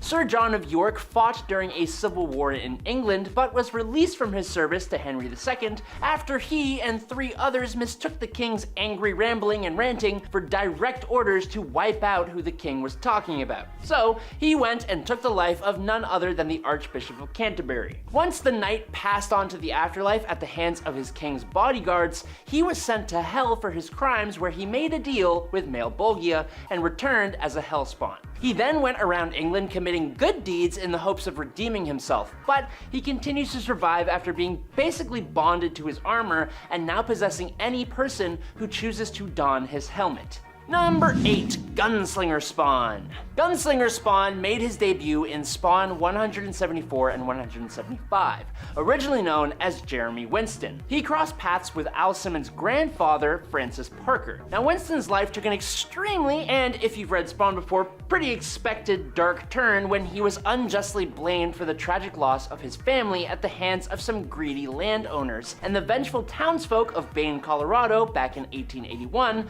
took out their own form of justice on Winston. However, fate had other plans for Winston when the demon Mammon extended an intriguing offer: a fresh chance in the afterlife as a Hellspawn. In a twist of destiny, Winston accepted this offer, and thus the Gunslinger Spawn was born. His emergence marked a brutal reckoning as he sought vengeance, mercilessly dispatching the entire town, leaving only Francis Parker alive under orders from Mammon, who hinted at grander and more sinister Hellspawn schemes yet to unfold. Number 7. Japanese Spawn. A lot like Marvel's Wolverine, Spawn's immense popularity led to a unique Japanese adaptation of the character officially licensed as a manga. The creative force behind this 200-page manga is Juzo Tokoro, who not only provides the artwork but also skillfully weaves the narrative. In this distinctive Japanese take on Spawn, our anti-hero's name is Ken Kurosawa, a destitute street thug who ekes out a living by undertaking some pretty unsavory jobs for quick cash. However, Ken's life takes a tragic and pretty familiar to Spawn fans turn when he's ruthlessly slain by the very clients that he served. Much like Al Simmons' transformation, Ken too is resurrected as a Hellspawn. Now what's intriguing is how the manga draws eerie parallels between Ken's life and Al Simmons' life, creating a captivating narrative that melds the spirit of Spawn with a distinctive Japanese twist. Number 6. Dark Ages Spawn. In the realm of Hellspawn history, predating the advent of medieval Spawn and his exploits in the gritty medieval landscape of England, there was a character with a distinctly metal edge, known as the Dark Ages Spawn. He was an intimidating presence during the 10th century in the tumultuous backdrop of post-Roman Empire Europe, aptly named the Dark Ages. Before donning the mantle of a Hellspawn, this mysterious character went by the moniker Black Knight or Lord Covenant. And while those names are, yes, very edgy, he himself was far from the typical dark-hearted villain. Instead, he championed the cause of the common folk, often coming to the aid of unfortunate peasants in their times of need. His heroic nature sets the stage for the intriguing dilemma that the Dark Ages Spawn faces upon his transformation into a Hellspawn. Confronted with the choice of using his newfound powers to protect the innocent peasants from the ravages of ruthless warlords, or seizing the opportunity to become the ultimate warlord in Dark Ages Europe, his path was anything but clear-cut. Whatever he decided to do, he would be known as one of the most badass looking Hellspawns around, because he really is. Number 5. Hellspawn. Who would have thought that Spawn, a character already shrouded in ominous darkness, could have an even darker counterpart? Well, it may not come as a surprise to comic book fans, especially the fans of Marvel's Ultimate Universe, but it is none other than Brian Michael Bendis that came up with the ingenious creation of Hellspawn, a version of the character that is somehow even more dark and adult. This spin-off from the Image Comics franchise takes Spawn into an even more mature and disturbing realm, delving into the grittier aspects of life that I really can't even mention here. Some might argue it wasn't necessary, especially with already unsettling characters like Billy Kincaid, as an example, lurking in the mainstream Spawn stories. However, the birth of Hellspawn injected a somewhat fresh dose of vitality into the Spawn universe. It plunged deeper into the abyss, creating an atmosphere that was even more twisted and nightmarish. In this grim spin-off, Spawn becomes a lot less chatty and a lot more trigger-happy. Number 4.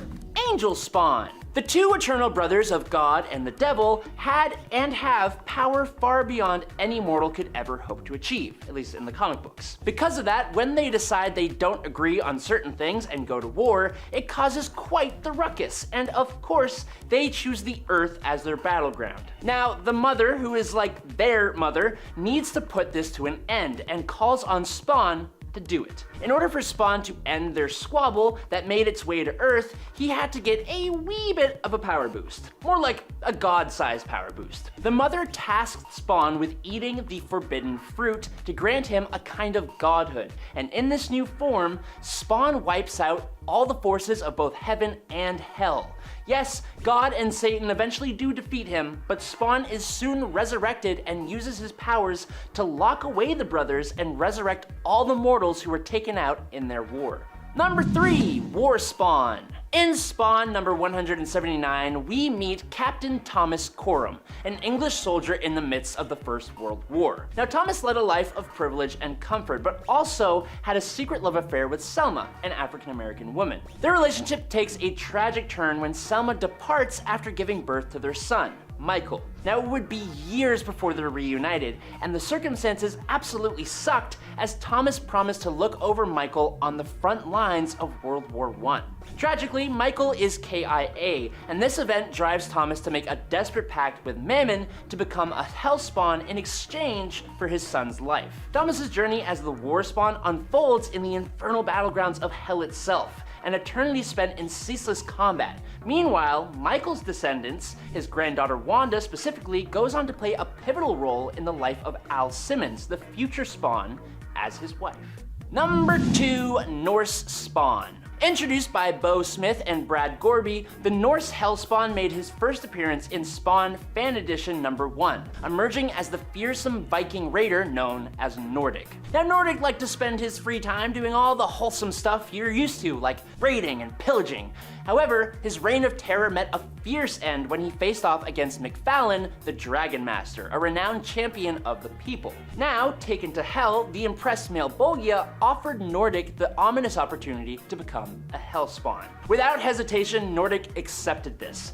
With his trusty horse Ghoul and accompanied by 2 fearsome wolves, Demas and Darkos, the Norse Spawn resumed his reign of terror 5 years later as one of the most terrifying Hellspawn ever. His vengeful path of destruction led him back to McFallen's village, where he exacted revenge by wiping out its inhabitants and reducing the village to ashes. However, he was thwarted in his attempt to dispatch McFallen himself thanks to the intervention of Mercy, a hunter from heaven. When the odds turned against him, Malbolgia intervened, pulling Nordic from the battlefield to preserve his life, as he would become the benchmark by which all future Hellspawn would be measured. And finally, in at #1, Samurai Spawn. The Samurai Spawn made his dramatic debut in Spawn #114, within a tale narrated by the demon Mammon himself. This story transported us to the feudal ages of Japan, where we encountered Lord Izanagi Nakadai. On the battlefield, he was a figure both feared and respected, a warrior of great renown. But upon his return home, he faced a heart-wrenching reality when his beloved wife and son had succumbed to a devastating fever during his absence. In his grief, Lord Nakadai withdrew from the world, living as a solitary and mourning figure. Yet his solitude was eventually interrupted by an old man who gave him cryptic warnings of an impending dragon battle. Now, draped in armor and wielding power, both reminiscent of a Hellspawn, this formidable warrior embarked on a journey across the land. His mission? To protect the people from the threat of ruthless bandits and bring them salvation as he traveled the path that led him to a climactic showdown with said dragon. However, a tragic twist of fate unfolded as he neglected to heed the old man's wisdom and failed to look into the eyes of the dragon. When he finally returned years later, he was met with a desolate and ruined home. The Samurai Spawn returned in the modern day Japan and faced off against Al Simmons' Spawn himself. And the battle was very fierce, each demonstrating their martial prowess. Yet, it was the modern Spawn who emerged victorious, as was going to be the case no matter what, leaving the fallen warrior who finally gazed into the eyes of the dragon, which was Al himself. #10, Age of X. There isn't really an exact X-Men team in this reality, but there are the Force Warriors, so I guess we could consider them as an X-Men alternate? In Age of X, we learn of Earth 11326. Here, there was no Professor Xavier to bring mutants together, uniting them. As a result, anti-mutant sentiments grew, and following the Phoenix disaster, mutants were on the brink of extinction in the US, thanks to national and honestly global persecution. However, some were able to rise up and join the Mutant Liberation Front, fighting to protect their kind. Eventually, the mutants were unified by Magneto, who brought them together at a place he built called Fortress X. During the siege of the fortress, each night barriers protecting the place would be rebuilt by the Force Warriors, a team of psionic mutant powerhouses including Legion, Hellion, Betsy Braddock's Psylocke, Carmela Unnasion's Standoff, and finally, Rachel Summers' Revenant. And friends, before we move on to our next spot on this list, if you love what we do here at Top 10 Nerd, and if you love when we talk about alternate versions of alternate characters, well, guess what? We got a whole playlist filled with that, so you can go check that out and learn even more. #9, Witchbreed. The Witchbreed hails from Earth 311. They are mutants of that reality. Witchbreed is a term given to anyone who basically, kind of has powers in that reality, but while some of these characters are villains, not all of them are bad. In fact, the Witchbreed team is made up of mutants who attempt to help others who are good and yet who are mistreated just because of who they are, like them. The Earth 311 reality is known as 1602, named after the year it's set in. The team here is led by Carlos Javier, and members include the Angel, Hal McCoy, Petro's sister Wanda, Scotty is Summerisle, Roberto Trefusis, and Jean Grey, who is disguised as a boy and going by John Grey. #8, Hellions. Okay, so this one isn't technically an alternate version of the X-Men, but they are from the main continuity. But even discounting that, because I have talked about main reality alternate versions of the X-Men in the past and included them on my list, counting them according to my own self-defined parameters for the list, this team also isn't technically a version of the X-Men specifically. They're just a different mutant group in the main continuity. But I love them so much, and they are a mutant team, and they certainly can be scary if you get on their bad side. Hellions is a team that was made up of those mutants that Krakoa didn't quite know what to do with, considering them too troublesome to deal with. As such, Mr. Sinister suggested that they ban these problematic, less stable mutants together, petitioning to have them as his own team that he could then, rehabilitate.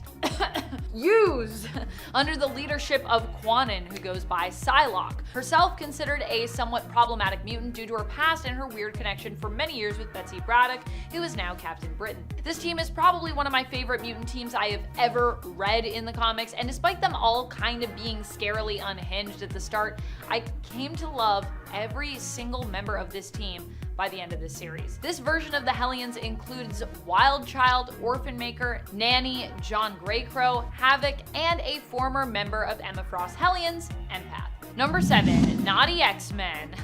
I don't know, just the idea that this team exists out there in the multiverse kind of scares me. It's not so much that these X-Men were created to be a sexy variant. It's more that they hail from the bizarre world of the Mojoverse. But also, think of the ratings!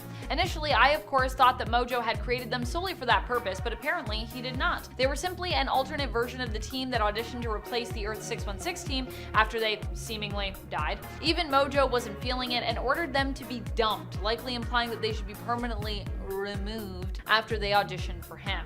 Number 6, Marvel Zombies. What makes the Marvel Zombies reality version of the X-Men so scary? How about the fact that most of them were killed off and those that did survive became bloodthirsty zombies? I think the idea of that should be enough to make your blood run cold. Marvel Zombies is a brutal reality known as Earth Z or Earth 2149. While we don't know much about what this world was like before the zombies arrived, it's expected that for the most part it was pretty similar to Earth 616, except for a few minor differences as far as I can tell. The X-Men end up getting attacked early on by Alpha Flight, and those members of the team that survive then go on to fight alongside one of the last standing mutants of the living, Magneto, who becomes sort of like their new leader in this reality. Also, I gotta say, you know you're in some bleak reality when Magneto becomes the leader of the X-Men. I feel like I have yet to see a reality where he leads the X-Men that is without some extreme element of darkness, other than of course the main continuity. Number 5, Dark Reign.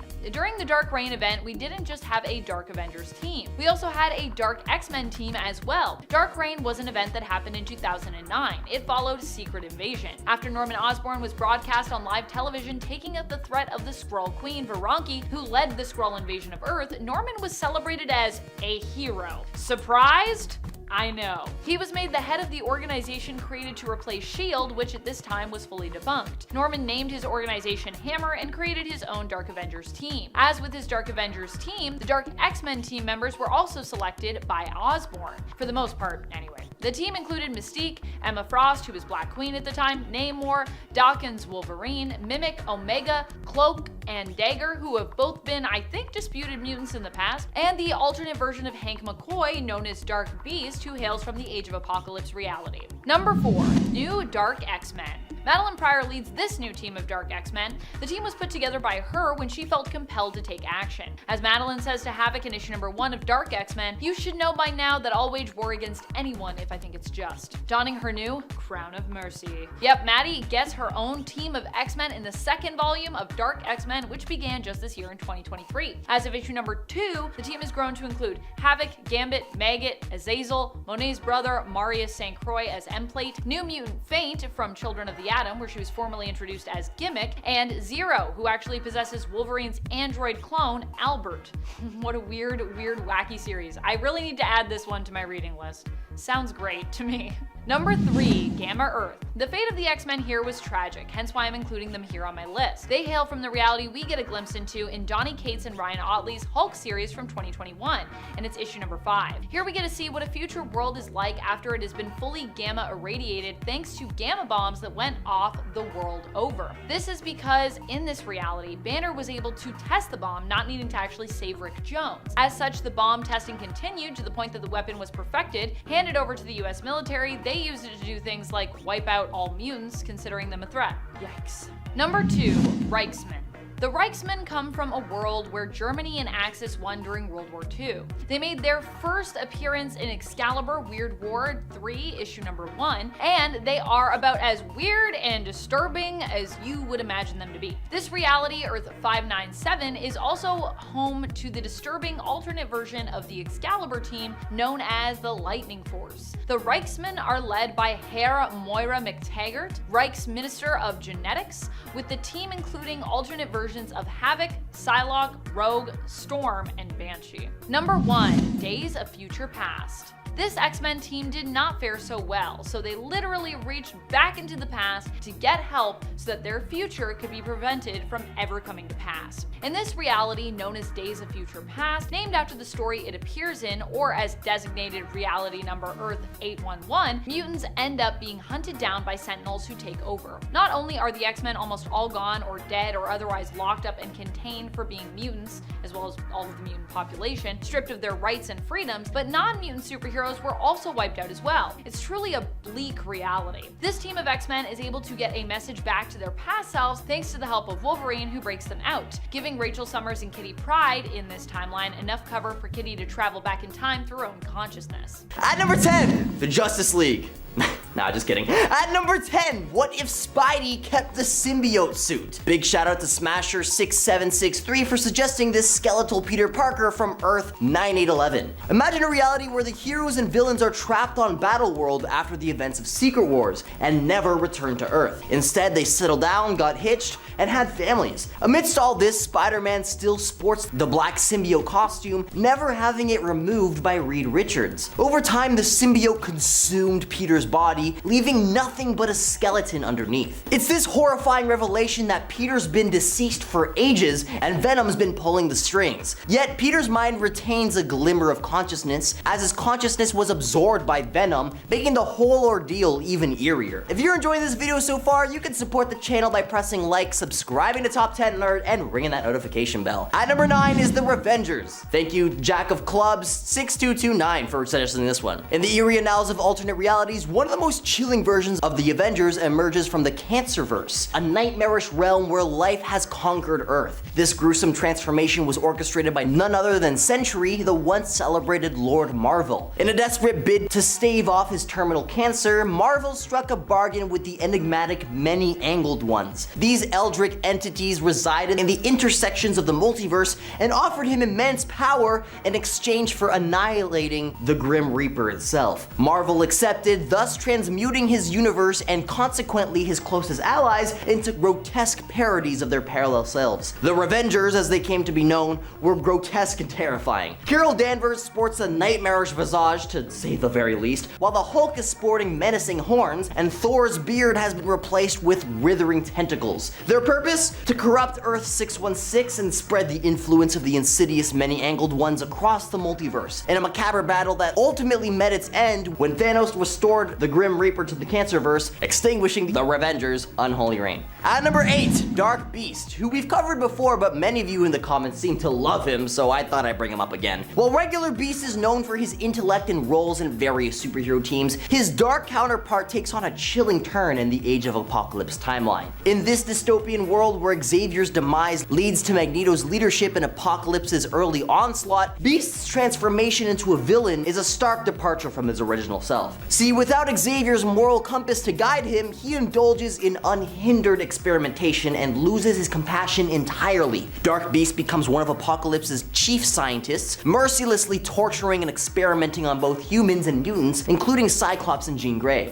Escaping to Earth 616, he assumes the identity of his counterpart, the 616, Hank McCoy, committing heinous acts, including the unaliving of the childhood friends of his doppelganger. Dark Beast's sinister journey culminates with his alliance with Onslaught, leaving a haunting trail of darkness across alternate dimensions. At number 7 is the zombified Quicksilver. Shout out to Totally Not GRF for pointing out that the Marvel Zombies universe is terrifying once you realize that the entirety of Earth got affected with the virus in a single day because of a zombified Quicksilver. That's right, sent back to Earth to confront the zombie menace, Pietro encounters what seems to be Scarlet Witch, only to discover that it's the devious zombie Mystique in disguise. In a harrowing turn of events, Pietro is bitten on the neck, succumbing to infection. But here's the real nightmare. With his incredible speed, zombified Quicksilver becomes a global vector, spreading the contagion far and wide, making containment impossible. It seems even our mightiest heroes can become harbingers of doom in alternate realities. Number 5, Ultimate Iceman. In the Ultimate Marvel continuity, Bobby Drake is the youngest founding member of the X-Men, like he should be. He ran away from his family at the peak of government-supported Sentinel attacks, trying to save his family from their wrath. Now, Bobby was found by the X-Men on their very first mission, where he ends up being the one to save the day when he freezes a Sentinel, preventing it from falling on and taking out innocent bystanders. Bobby pretty quickly proved himself as a valuable asset, single-handedly taking out the Ultimates once with a gigantic ice wall and stopping an invasion by Colonel Wraith and Weapon X all by himself. He was only able to be stopped by Rogue, who was his on-again, off-again girlfriend and in temporary possession of Marvel Girl's telepathy at the time. Professor X has stated that Bobby is one of the 3 most powerful X-Men, which is pretty accurate in most realities. Number 4, Dark Iceman. Back in 2005, the Scarlet Witch's creation of the House of M enabled the Shadow King of Earth 616 to escape to an alternate reality, Earth 6141. The Shadow King here possessed that version of Professor X and then corrupted his team of original X-Men, creating Shadow X. He maintained constant telepathic contact and control over them and forced them to take the lives of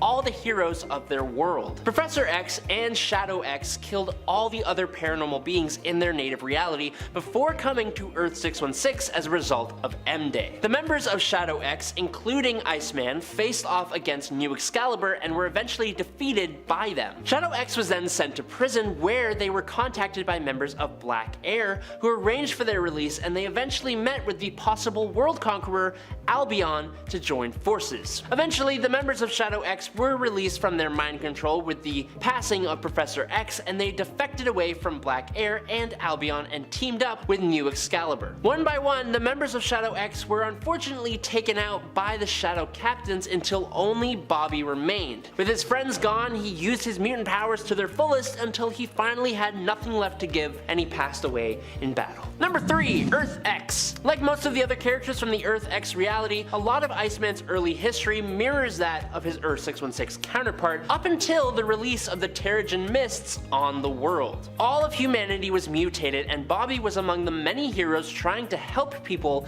in a world gripped by chaos and anarchy. And one of the ways that he did this was by teaming up with former X-Men Angel and delivering groceries to those who were not powerful enough to safely leave their homes, which is actually quite sweet when you think about it. At some point in this timeline, Bobby lost the ability to transform back into his human form, as in, he was constantly in his ice form. So, to avoid melting, Iceman was forced to go north, where he, no joke, constructed a winter wonderland at the top of the world, where he came to reside alongside the nearby Inuit peoples. Fast forward quite a bit, and Galactus eventually destroys the celestial embryo that is growing in the Earth's core. This alters the planet's mass and pushed the planet out of its regular orbit. As you can imagine, the planet began to suffer catastrophic environmental changes. The temperature in New York dropped to freezing Arctic temperatures, and so Bobby could return to New York and be reunited with Angel. Yay! The two heroes would aid the law in protecting the Human Torch in New York, which would be under constant attack by followers of the Church of Immortus. Eventually, thanks to the Absorbing Man, the Earth returned to normal, and Iceman most likely went back up north, but he did show up for the wedding between Medusa and King Britain, and with his former X-Men, which is kinda nice. Number 2, House of M. In the timeline created by the Scarlet Witch, known as the House of M, Bobby definitely does things quite a bit differently. When his mutant powers first ever manifested, Bobby kept them a secret from everyone but his parents. Turns out that he should have kept it from them too. Bobby's own father turned him over to the authorities when the Human-Mutant War began because he thought he would be safer in custody than hunted as a renegade. I don't know about that one. Bitter over his betrayal, Bobby was more than happy to join up with none other than Apocalypse when the Ancient Mutant freed Bobby during a raid on the Alamo Mutant camp. After the war ended, with Magneto becoming the new ruler of the globe, the Master of Magnetism gave North Africa to Apocalypse, and Iceman continued to serve his savior loyally as one of his horsemen. We know that the horsemen always get some kind of upgrade to their powers. I'm not sure if I'm wrong about this, but we actually never learn how Iceman's powers were augmented, and that really annoys me. Either way, Iceman helped to secure the human population of the area, forcing them to rebuild Egyptian monuments. Eventually, Iceman was one of the mutants who volunteered to accompany Apocalypse when Magneto authorized the invasion of Wakanda. He distracted Sunfire, Storm, and Namor, freezing the latter two long enough to allow Apocalypse to get past them. But he took a brutal attack from Sunfire, and it's actually pretty unclear whether or not Sunfire completely destroyed him. We know that Iceman has been able to reform himself from being evaporated, so who can really say?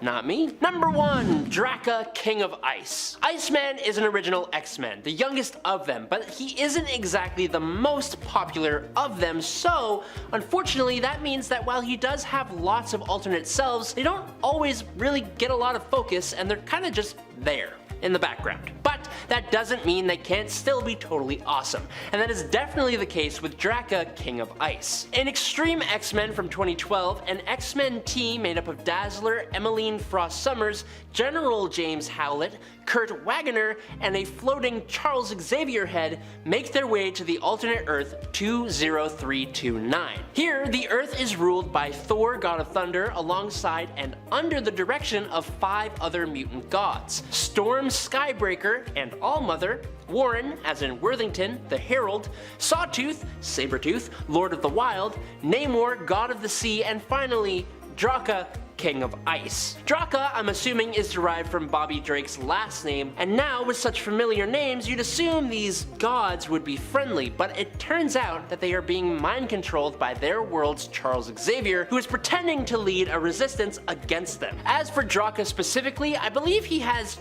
2 throwaway lines total, and is for the most part just silent and standing in the background looking totally awesome and godlike. And for that, he's making this list.